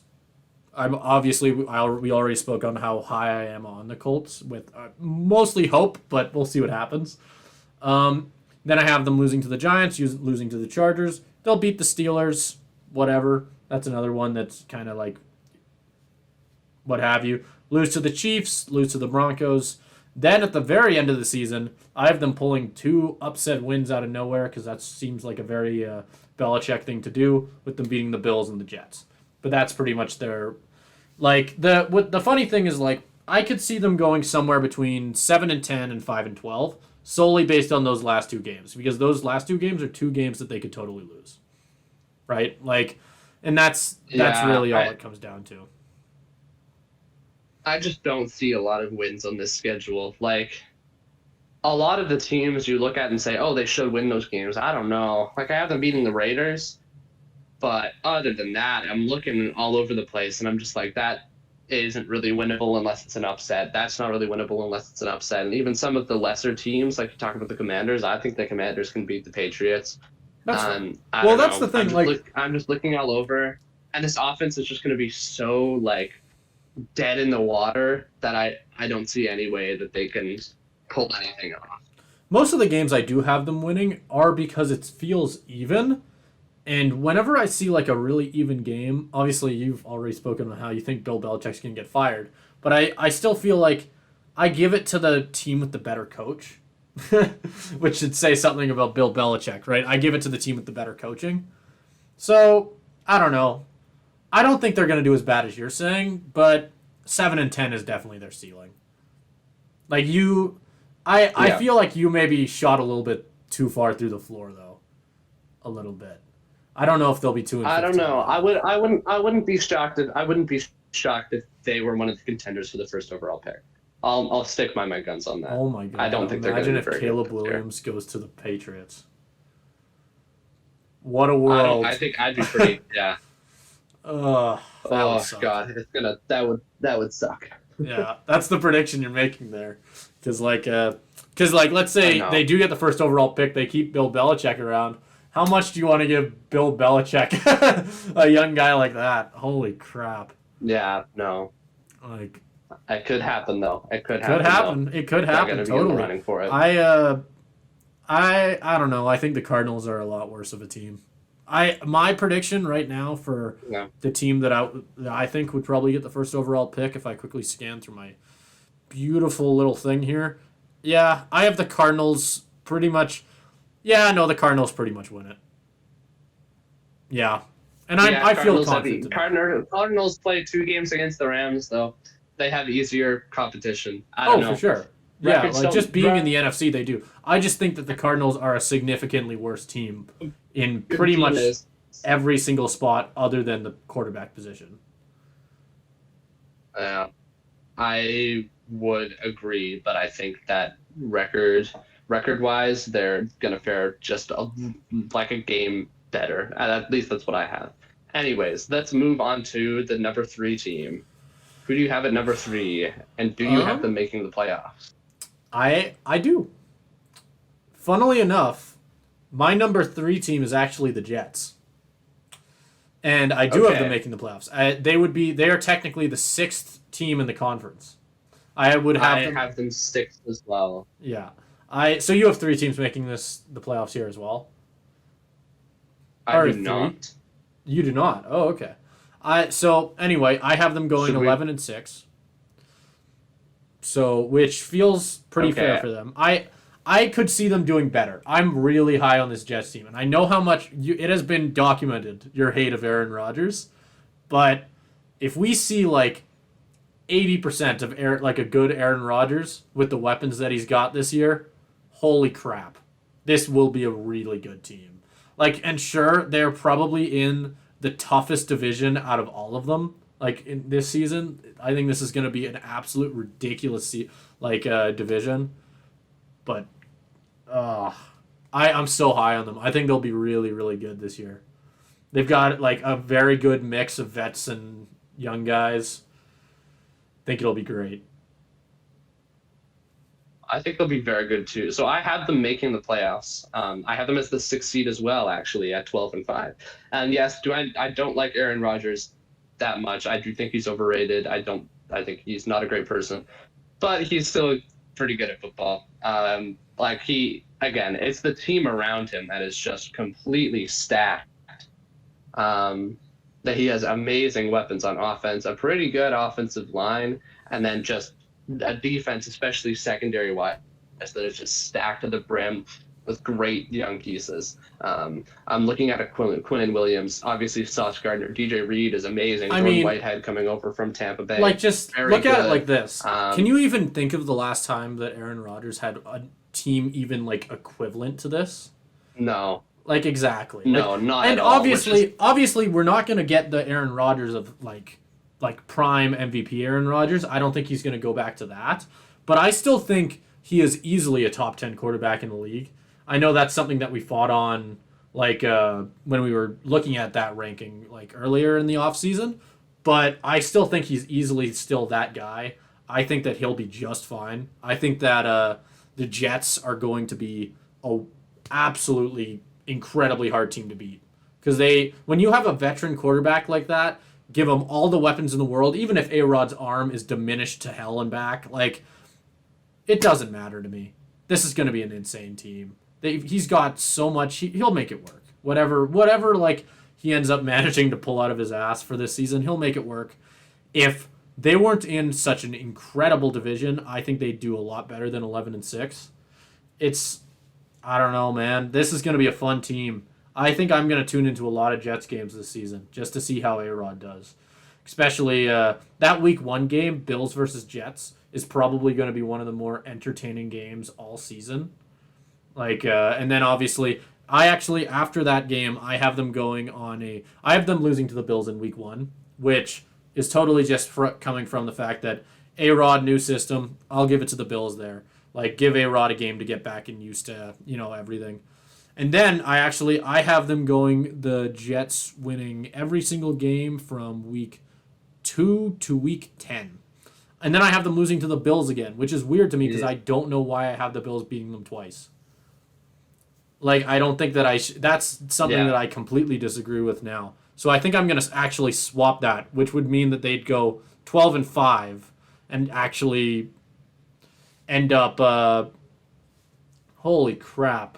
I don't know. The more I look at it, the more I just want to give the Jets more wins.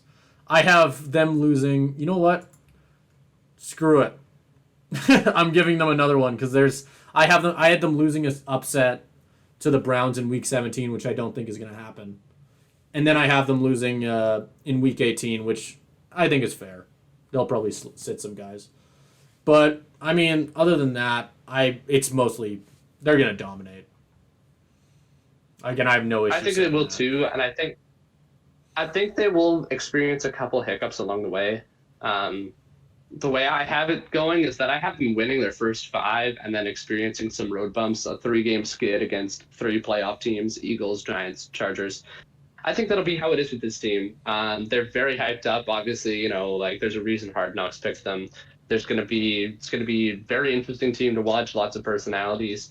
But I think they will back it up on the field, and I think they will be very good. Even though it is a tough division, I can't disagree with too much of what you're saying. I have the same record as you do. Have them coming in at number 6 at 12-5. And the funny thing is, now that I'm actually looking at it, and I like I said, I'm gonna swap that last one. I have them going 13-4 and winning the division, right? Because that's the difference. It's a tough thing to have, because I think that they'll definitely. I think the fight to have in this division will be between the Jets and the Bills for the top spot. I don't think it's going to matter. I think both teams are going to make the playoffs pretty easily, just because I think they'll both have ridiculous records. But I mean, it's going to be tough, man. Well, talk about the Bills making the playoffs. Don't say it ain't so. Do you want to move on to the Bills? Oh God. So throw another one on the graphic, Caleb. Myself. What are you telling me? So again, do you want me to give my record for the Bills? There are 10 playoff teams. It seems like your record for the Bills will probably be more interesting than mine. So how about for this one? Yeah. I'll take it first. I have the Bills going 12-5, which before I had them going 13-4, but that was when I had them beating the Jets twice, which just isn't going to happen. So going back into retrospect, giving the Jets one of those games, 12-5, making the playoffs in the 5th seed, totally fair. I think that they'll pull that off easily. And I don't know. I don't see a single reason why they'd fall off this season, really. I think that they're still totally that, I think I feel in our quarterback one, I talked about how high I am on Josh Allen just in general as a quarterback. I think he's a great, incredible quarterback. And I think that he's really only he'll only keep on getting better. And this team is still pretty solid. They still have Diggs. Like you mentioned, that's 2 top 5 wide receiver, top 5 quarterback. It's gonna work. It's gonna continue to work. Still a pretty solid defense. Still a great offense. I don't see a single reason that they're gonna fall off. I think even the funny thing is now that I'm looking at it, I have the Jets beating them for the division, and I feel like that's controversial. I still think that the average NFL fan is probably going to tell you the Bills are going to win this division. Yep. Okay. So now it's Caleb's turn to tell you why he is not the average NFL fan. Yeah. So I have the Bills at 11-6. So again, keep in mind only one loss off of where Simon had them. Now, I want to reiterate the biggest point that you can take away from this entire, whatever it is, hour and a half long segment we've got now going, is that there are about 9 to 10 playoff teams in the AFC. And some teams are going to miss the playoffs that shouldn't. The Bills, for me, are one of those teams. I do not have the Bills playing badly. I have them playing very well. I think they are a very good team. I still have them missing the playoffs because of what their schedule looks like. I actually have them going on a 10-game winning streak at some point, and they still miss the playoffs. I have them losing to the Jets week 1, and then they rip off 10 games in a row, beating the Raiders, Commanders, Dolphins, Jaguars, Giants, Patriots, Bucks, Bengals, Broncos, Jets. That's when it ends for me, because then they have this very rough stretch. Wait, do you have them losing to the Jets twice? Nope, I have them beating the Jets week 11. I have them splitting with the Jets. I have them losing week 1, winning week 11. Right, okay. Then they have a very, very rough stretch where they play the Eagles and Chiefs. There is a bye in the middle there, but playing the 2 Super Bowl Teams favorites back-to-back. back-to-back. That is rough. That takes a toll on you after playing the Jets, Broncos, and Bengals back-to-back-to-back. And then they also have to take on Eagles, and then they right after that, like Dallas and then Chargers. That's not easy either. Like it's not like it gets much easier. So rough. The schedule makers have just like completely screwed them over there. I have them beating the Cowboys, but then turning around and losing to the Chargers. That's totally and fair. then losing to the Patriots. And the funny thing is, I don't disagree with your record for them Dolphins. at all. I don't disagree with your record for them at all. It just shows you how good they're. I'm a little bit higher on them. I think I have them beating the Chargers in that one game, which might honestly be one of the major differences in our thing. Like, because I just have them 12. I have them winning one more game and making it. That's the one difference, right? Like you said. Like, it's not necessarily like a reason that you're lower on the Bills than I am. Like, I still think that the Bills are an absolutely insane team, and I think they will make the playoffs. I don't know. I don't disagree with you though. I'm having a hard time disagreeing with your record, which really does go to show how insane this conference is going to be this year. I think the biggest thing to take away from this is coming down into the last 4 weeks of the season. I think there will be 4 teams-ish that are vying for one playoff spot. And I think some of these last matchups are going to be some of the best games we've seen in a long time. Bills-Dolphins, Week 18, mark it on your calendar. Bills-Chargers, Week 16, mark it on your calendar. Even to go back to some of the other games, I think Ravens-Steelers could be a really good game. Chiefs-Chargers, Week 18 will be a very good game. This conference is going to be insane. I don't think poorly of the Bills at all. In fact, like, if they make the playoffs, I will not be shocked. If they win the Super Bowl, I will not be shocked. But looking at where it is right now, just in terms of how I had this one specific, me picking all the games turn out, had them missing the playoffs. And I could put that out out there for the clicks saying the Bills are going to miss the playoffs. It's not like I think they're going to do bad. It's just that I know I will. A team. I know you will. But if people are actually watching before you start angrily commenting, I don't think they're bad. I think they're a very good team. Again, if they win the Super Bowl, I'm not going to be surprised. Like it's just that I was even saying to you before. Be a team that should make it. I was even saying to you before this episode that I wanted to, because you had the take of the week last week with Seahawks going to the Super Bowl. I was even thinking to myself going into this week, like, obviously I'm not manufacturing my picks or anything to like make something like better or like whatever, but I wanted to beat you this week. I wanted to have the bigger take. It's the one that we throw everywhere. And no, you're kicking my ass again. Bill's missing the playoffs. I can't beat that. That's a nuts take. Like yeah. But it could happen. It could happen because of how insane. It could happen. Just because of how insane this conference is. Yeah, like I feel like that's like the number one thing to yourself. emphasize. Like when you make this pick, like this choice. And the funny thing is, everything you're saying, I don't disagree with. It's just the idea that the Bills wouldn't be a playoff team that's like what the hell, right? Like it doesn't make sense. Because the Bills are the Bills. Why would they miss the playoffs? Like this season is going to be so fun. I said that last week. I'm going to say it again. I am so excited. Like, this is going to be one of the best seasons we've seen in a long time. There is so much talent.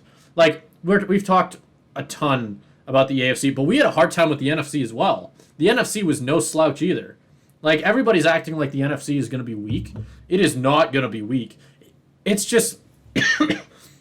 excuse me. It obviously just looks weak in comparison to the monster that the AFC is this season. Even the NFC is going to be pretty competitive across the board for the most part. Like, I don't know. This is going to be fun. I feel like we should move on. We've been talking about the Bills for a while, and we're almost at an hour 45 for this segment alone. So that's fun. But anyway, I'm guessing, which one have we not? We've talked about Pats, Bills, Jets. We haven't talked about Dolphins, have we? Jets, Dolphins. We both have them at number 1? The Dolphins? I have them at number 3. Or you have the Jets. You have the Jets. I have the Jets at number 3. I have them at number 3, but I still have them making the playoffs. Okay, I have them at number 1, making the playoffs as the 4th seed at 12-5. So yeah, again, I have them 11-6. Bills can win? 11-6 for me. Okay, So, yeah. like, I think we've. The funny thing is, this one feels like it's been a long time coming, because this is the one team that I think we've both said plenty that they're going to be nuts. They're going to be really, really good.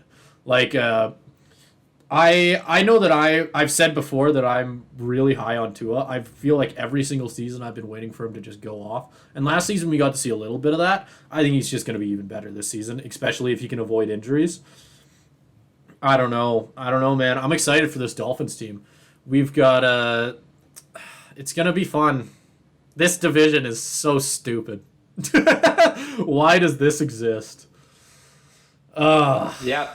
It's still funny because it's the inverse of everything it was for the last 20 I was just going to say. The last 20 years it was, the Patriots are the kings of the division and everyone else sucks. But now it's the other way around, where the Patriots are going to suck and everybody else is going to be a Super Bowl contender. If any of these three teams win the Super Bowl, I would not be shocked. Yeah, I would not be shocked. Picking any of these three teams as your Super Bowl pick is not controversial. That's the crazy thing.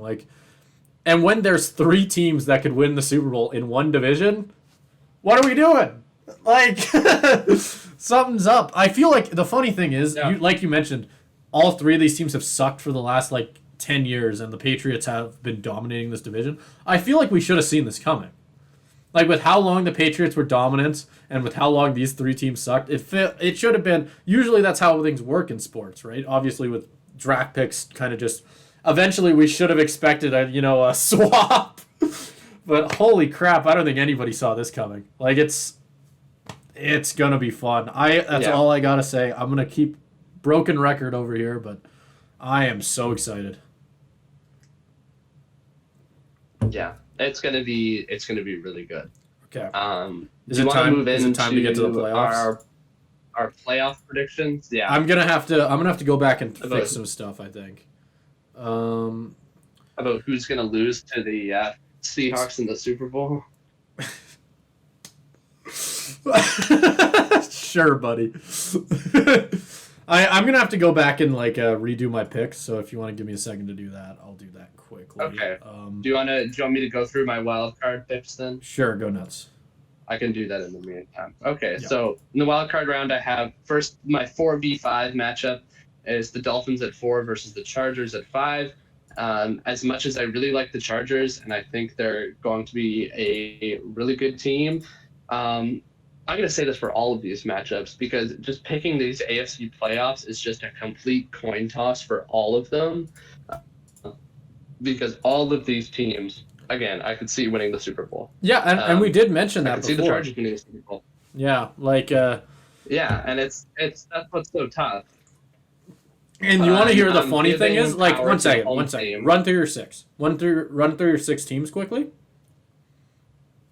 In the wild card? In the wild card. Dolphins, Chargers, Jets, Jags, Ravens, and Chiefs. Like you said, all 6 of those teams feel like coin flips. And the funny thing is, I have different teams, and it still feels like coin flips. Because I have Bills, Jags, Dolphins, Jets. Like I said, Colts. That one's not a coin flip. Ignore that one. Bengals, right? Just nuts. Nuts. It's all nuts. Stupid. Why does this exist? It feels like if we matched up 5 out of those 6 teams, at least for mine, against you know what? Maybe that's not true. I take that back. You know what I mean though.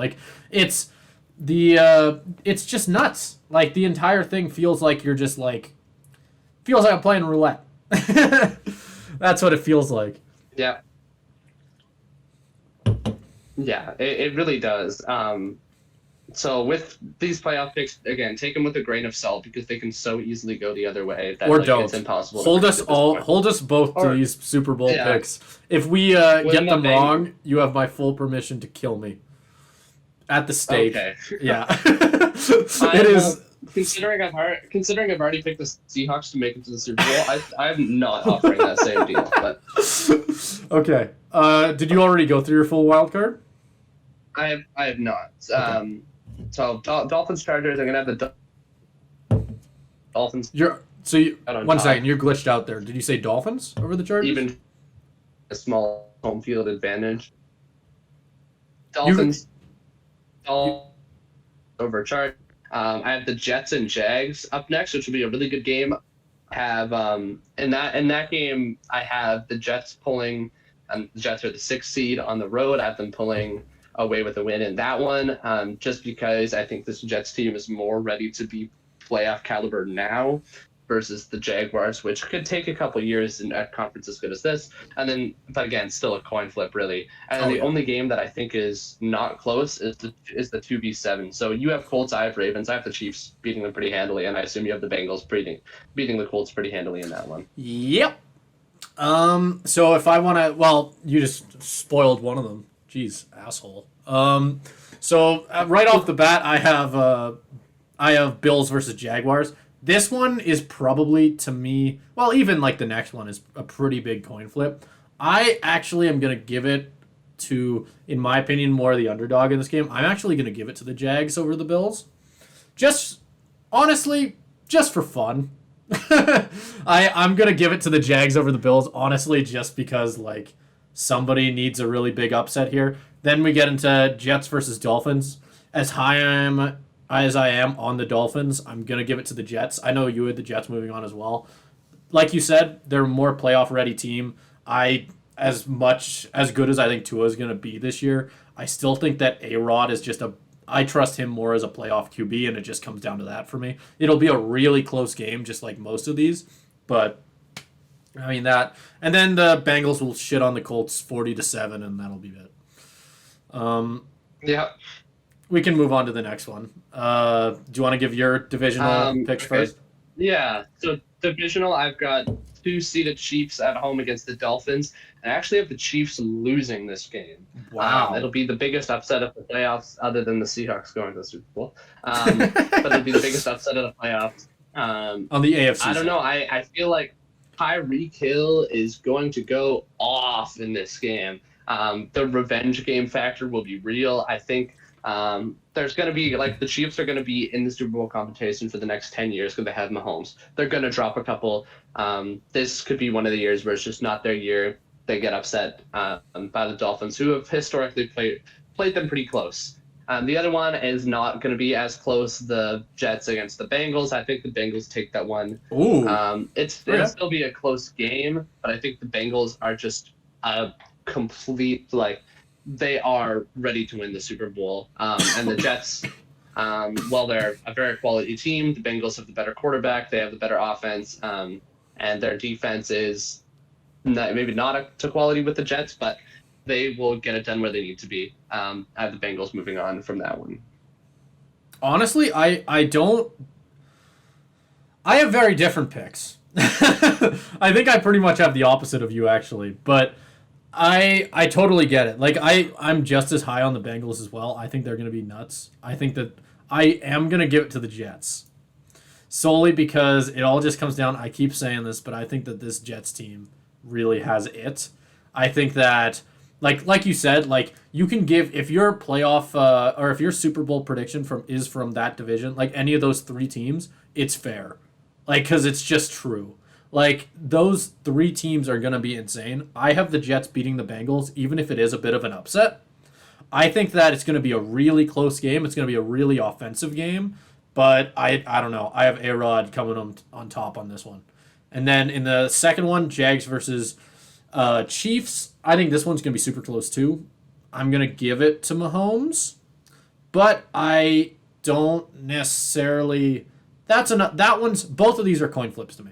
Like we keep saying. Like you said, the Chiefs are going to have to lose at some point here. Like, in the next 10 years, they're not going to win every Super Bowl in a row. I don't think they'll lose in the divisional this year. That feels too early for me for the Chiefs. And I don't know. This, as good as Trevor Lawrence is probably going to be this year, it's probably not his year. I could see the Jags. If you're going to predict a Super Bowl champion in 2 years, the Jags would be a very, very, very good pick to make. But I don't know. Give it another year. Yeah, that's fair. Again, even though you have a completely different AFC championship, other than, like, I could quarrel with the Jets a little bit, but I can't fight any of those picks too much. Yeah. Because, again, it's such a close conference. I'll move on to the AFC Championship. Right, the Bengals at home taking on the Dolphins, and I think this pick is relatively easy for me. Bengals? I think the Bengals will take this one. Okay. And again, the Dolphins, well, I think they totally do have one upset in them. Going Bengals and then Chiefs back to back is just going to be a lot to ask. Bengals have that extra week of rest on them. I think they are going on to the Super Bowl in Las Vegas to play the Seahawks. Totally fair. Yeah, no, I have no issue with that. Because I think, like, we already spoke on how good the Bengals are going to be this year. And obviously, we've already seen the clutch factor in Joe Burrows. It's Joe Burr. He's gonna pull it off. So I have no issue with that. This is my big upset. Like I said, I find the idea of the Chiefs losing in the divisional to be very strange. The conference is a bit more believable. You have the Seahawks going a lot further than you thought that they were going to go. I think I have the Jets going a lot further than you think they're going to go. I think that's the big difference between me and yours. I think that my Super Bowl is going to be Jets and Eagles. I think it's going to be Okay. I think it's going to be a really good Super Bowl too. Okay. Should I give my Super Bowl picks now? Okay, so let's emphasize. You have Bengals and Seahawks. I have Jets and Eagles. So do you wanna go first? Who you think's gonna win that matchup, and why? Okay, I'm not only gonna say who's gonna win, but I'm gonna say score. You want to throw in a jersey first? Super Bowl MVP.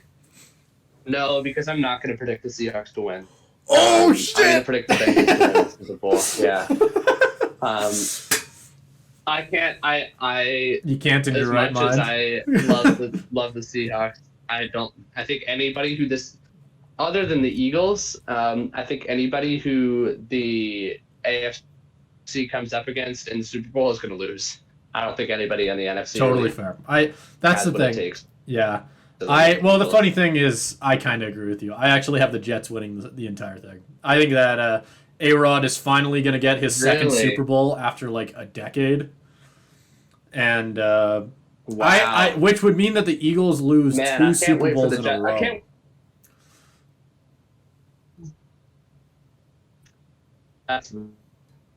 You're glitching out a little bit. But, 12 you're glitching out a lot. for just Can you hear me? the Jets to go like 5-12. I didn't I didn't catch any of that for like the last like 20 seconds. Okay. So maybe repeat that. Okay. Well, I just said I can't wait after that prediction for the Jets to go like 5-12 and for Aaron Rodgers to. Well, I can't wait for that. Well, no, that's true. I could say the same thing about the Seahawks. We're not going to talk about that. Yeah, exactly. Well, exactly, right? Like, that's the thing. When we're making Super Bowl predictions this early, they're going to be fun. And I know we're going to go back in a year and look at it and go, why the fuck did we They're going to be wrong. Like, might as well just just put like logos of teams on dartboards and just like toss two darts and see where they land. Pretty much. The funny thing is Jets and Eagles feels realistic. I think the idea of the Eagles losing two Super Bowls in a row sounds nuts, but I think it's totally a possibility with how strong. I think that they are easily the best team in the NFC, but like you said, any team in the they're going to struggle against almost any AFC team they run up against, especially considering the amount of talent that team is going to have to go up against. Like, it doesn't matter if it's the Jets, it doesn't matter if it's the Chiefs, doesn't matter if it's the Bills, doesn't matter if it's the Dolphins, maybe not Broncos, but you know what I mean. Like, any Jags, like any of those teams is going to give the Eagles a really tough game. And I don't know, man. I think it's going to be interesting. I think that the Eagles really are they might be getting really good at a wrong time, you know? Hey, they definitely could be. And I don't know. I won't comment on that too much. But I will say, as I did promise a score prediction and an MVP if you want to give one for yours too, Simon. Ooh. I think I'm going to have the Bengals winning this one. by a score of 34-24. It'll be relatively close, but the Bengals are going to pull it off relatively handily. And who's your Bowl. Super And Bowl I'm MVP? I'm going to have Jamar Chase as my Super Bowl MVP. Okay, that's fair. God, that's so tough. I don't know on Super Bowl MVP. I think it'll be a really close game. I think this will be like one of the best Super Bowls we've seen in a couple years. I would say like I'll give him like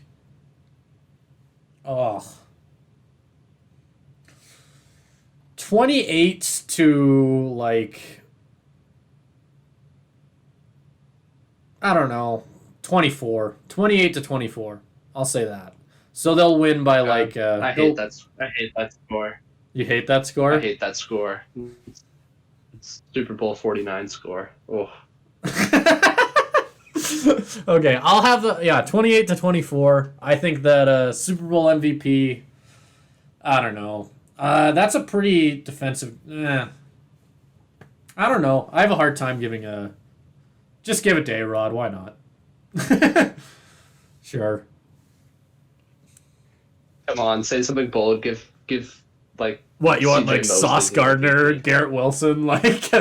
No, I want that's DJ Mosley Super Bowl MVP. Come on. Oh hell yeah, it's gonna happen. When he gets 3 picks and 5 sacks, and the Jets win the Super Bowl by 60. Yeah, exactly. Oh. Ladies and gentlemen, we have officially crossed over to the first ever 2-hour segment of the Trick Play podcast. Not only the longest segment, but the longest podcast. Yeah, I was gonna say. Oh boy. Ugh. The funny thing is, like, we did sort of. Dry. What did you say? Yeah, it's a good thing it's a dry week. I was about to say, like, we were planning on doing like other segments for this week. Like, there is some stuff going on in hockey, but like that's kind of it. Like I kind of wanted to talk about the Patrick Kane, like potentially going to Detroit, but that seriously is the only other thing like that I could really find that we could talk about, which is wild. So yeah, I mean, good week for a 2-hour segment, but holy crap. That's how good the AFC is. If you take away anything from all of this. Yeah. If you take anything from the amount of times that I said they're gonna get this record because of competition. Yeah, it's gonna be a good year.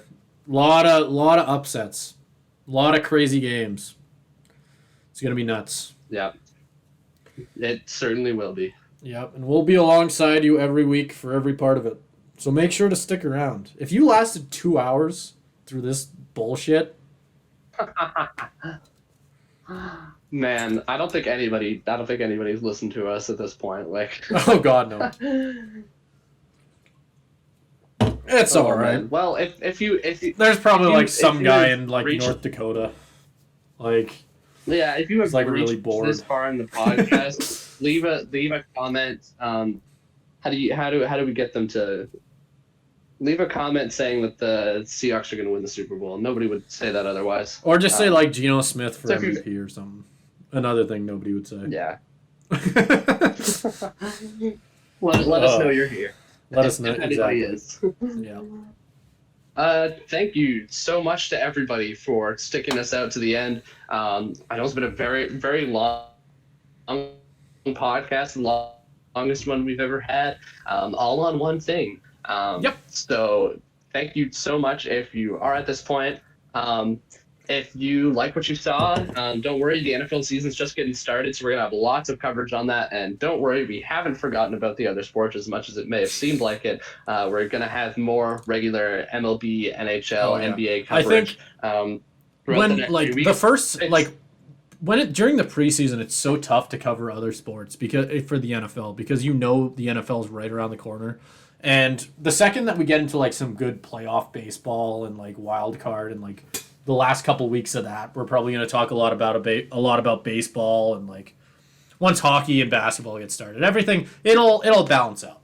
But for the next couple weeks, I'd expect a lot of football. That's safe to say. I'm sure baseball will make a comeback. Yeah, all of the other sports will once we start getting started up. But if you like this episode and you clearly like football, we're going to have coverage every single NFL week from here on out. So make sure to stay tuned in on YouTube, Instagram, TikTok, Twitter, anywhere you find podcasts. We got Apple Podcasts, Spotify, anywhere you can find us, we're going to be there. Make sure you subscribe so you are notified whenever we drop something new. But yeah, other than that, I'm going to give my weekly shout out for this week.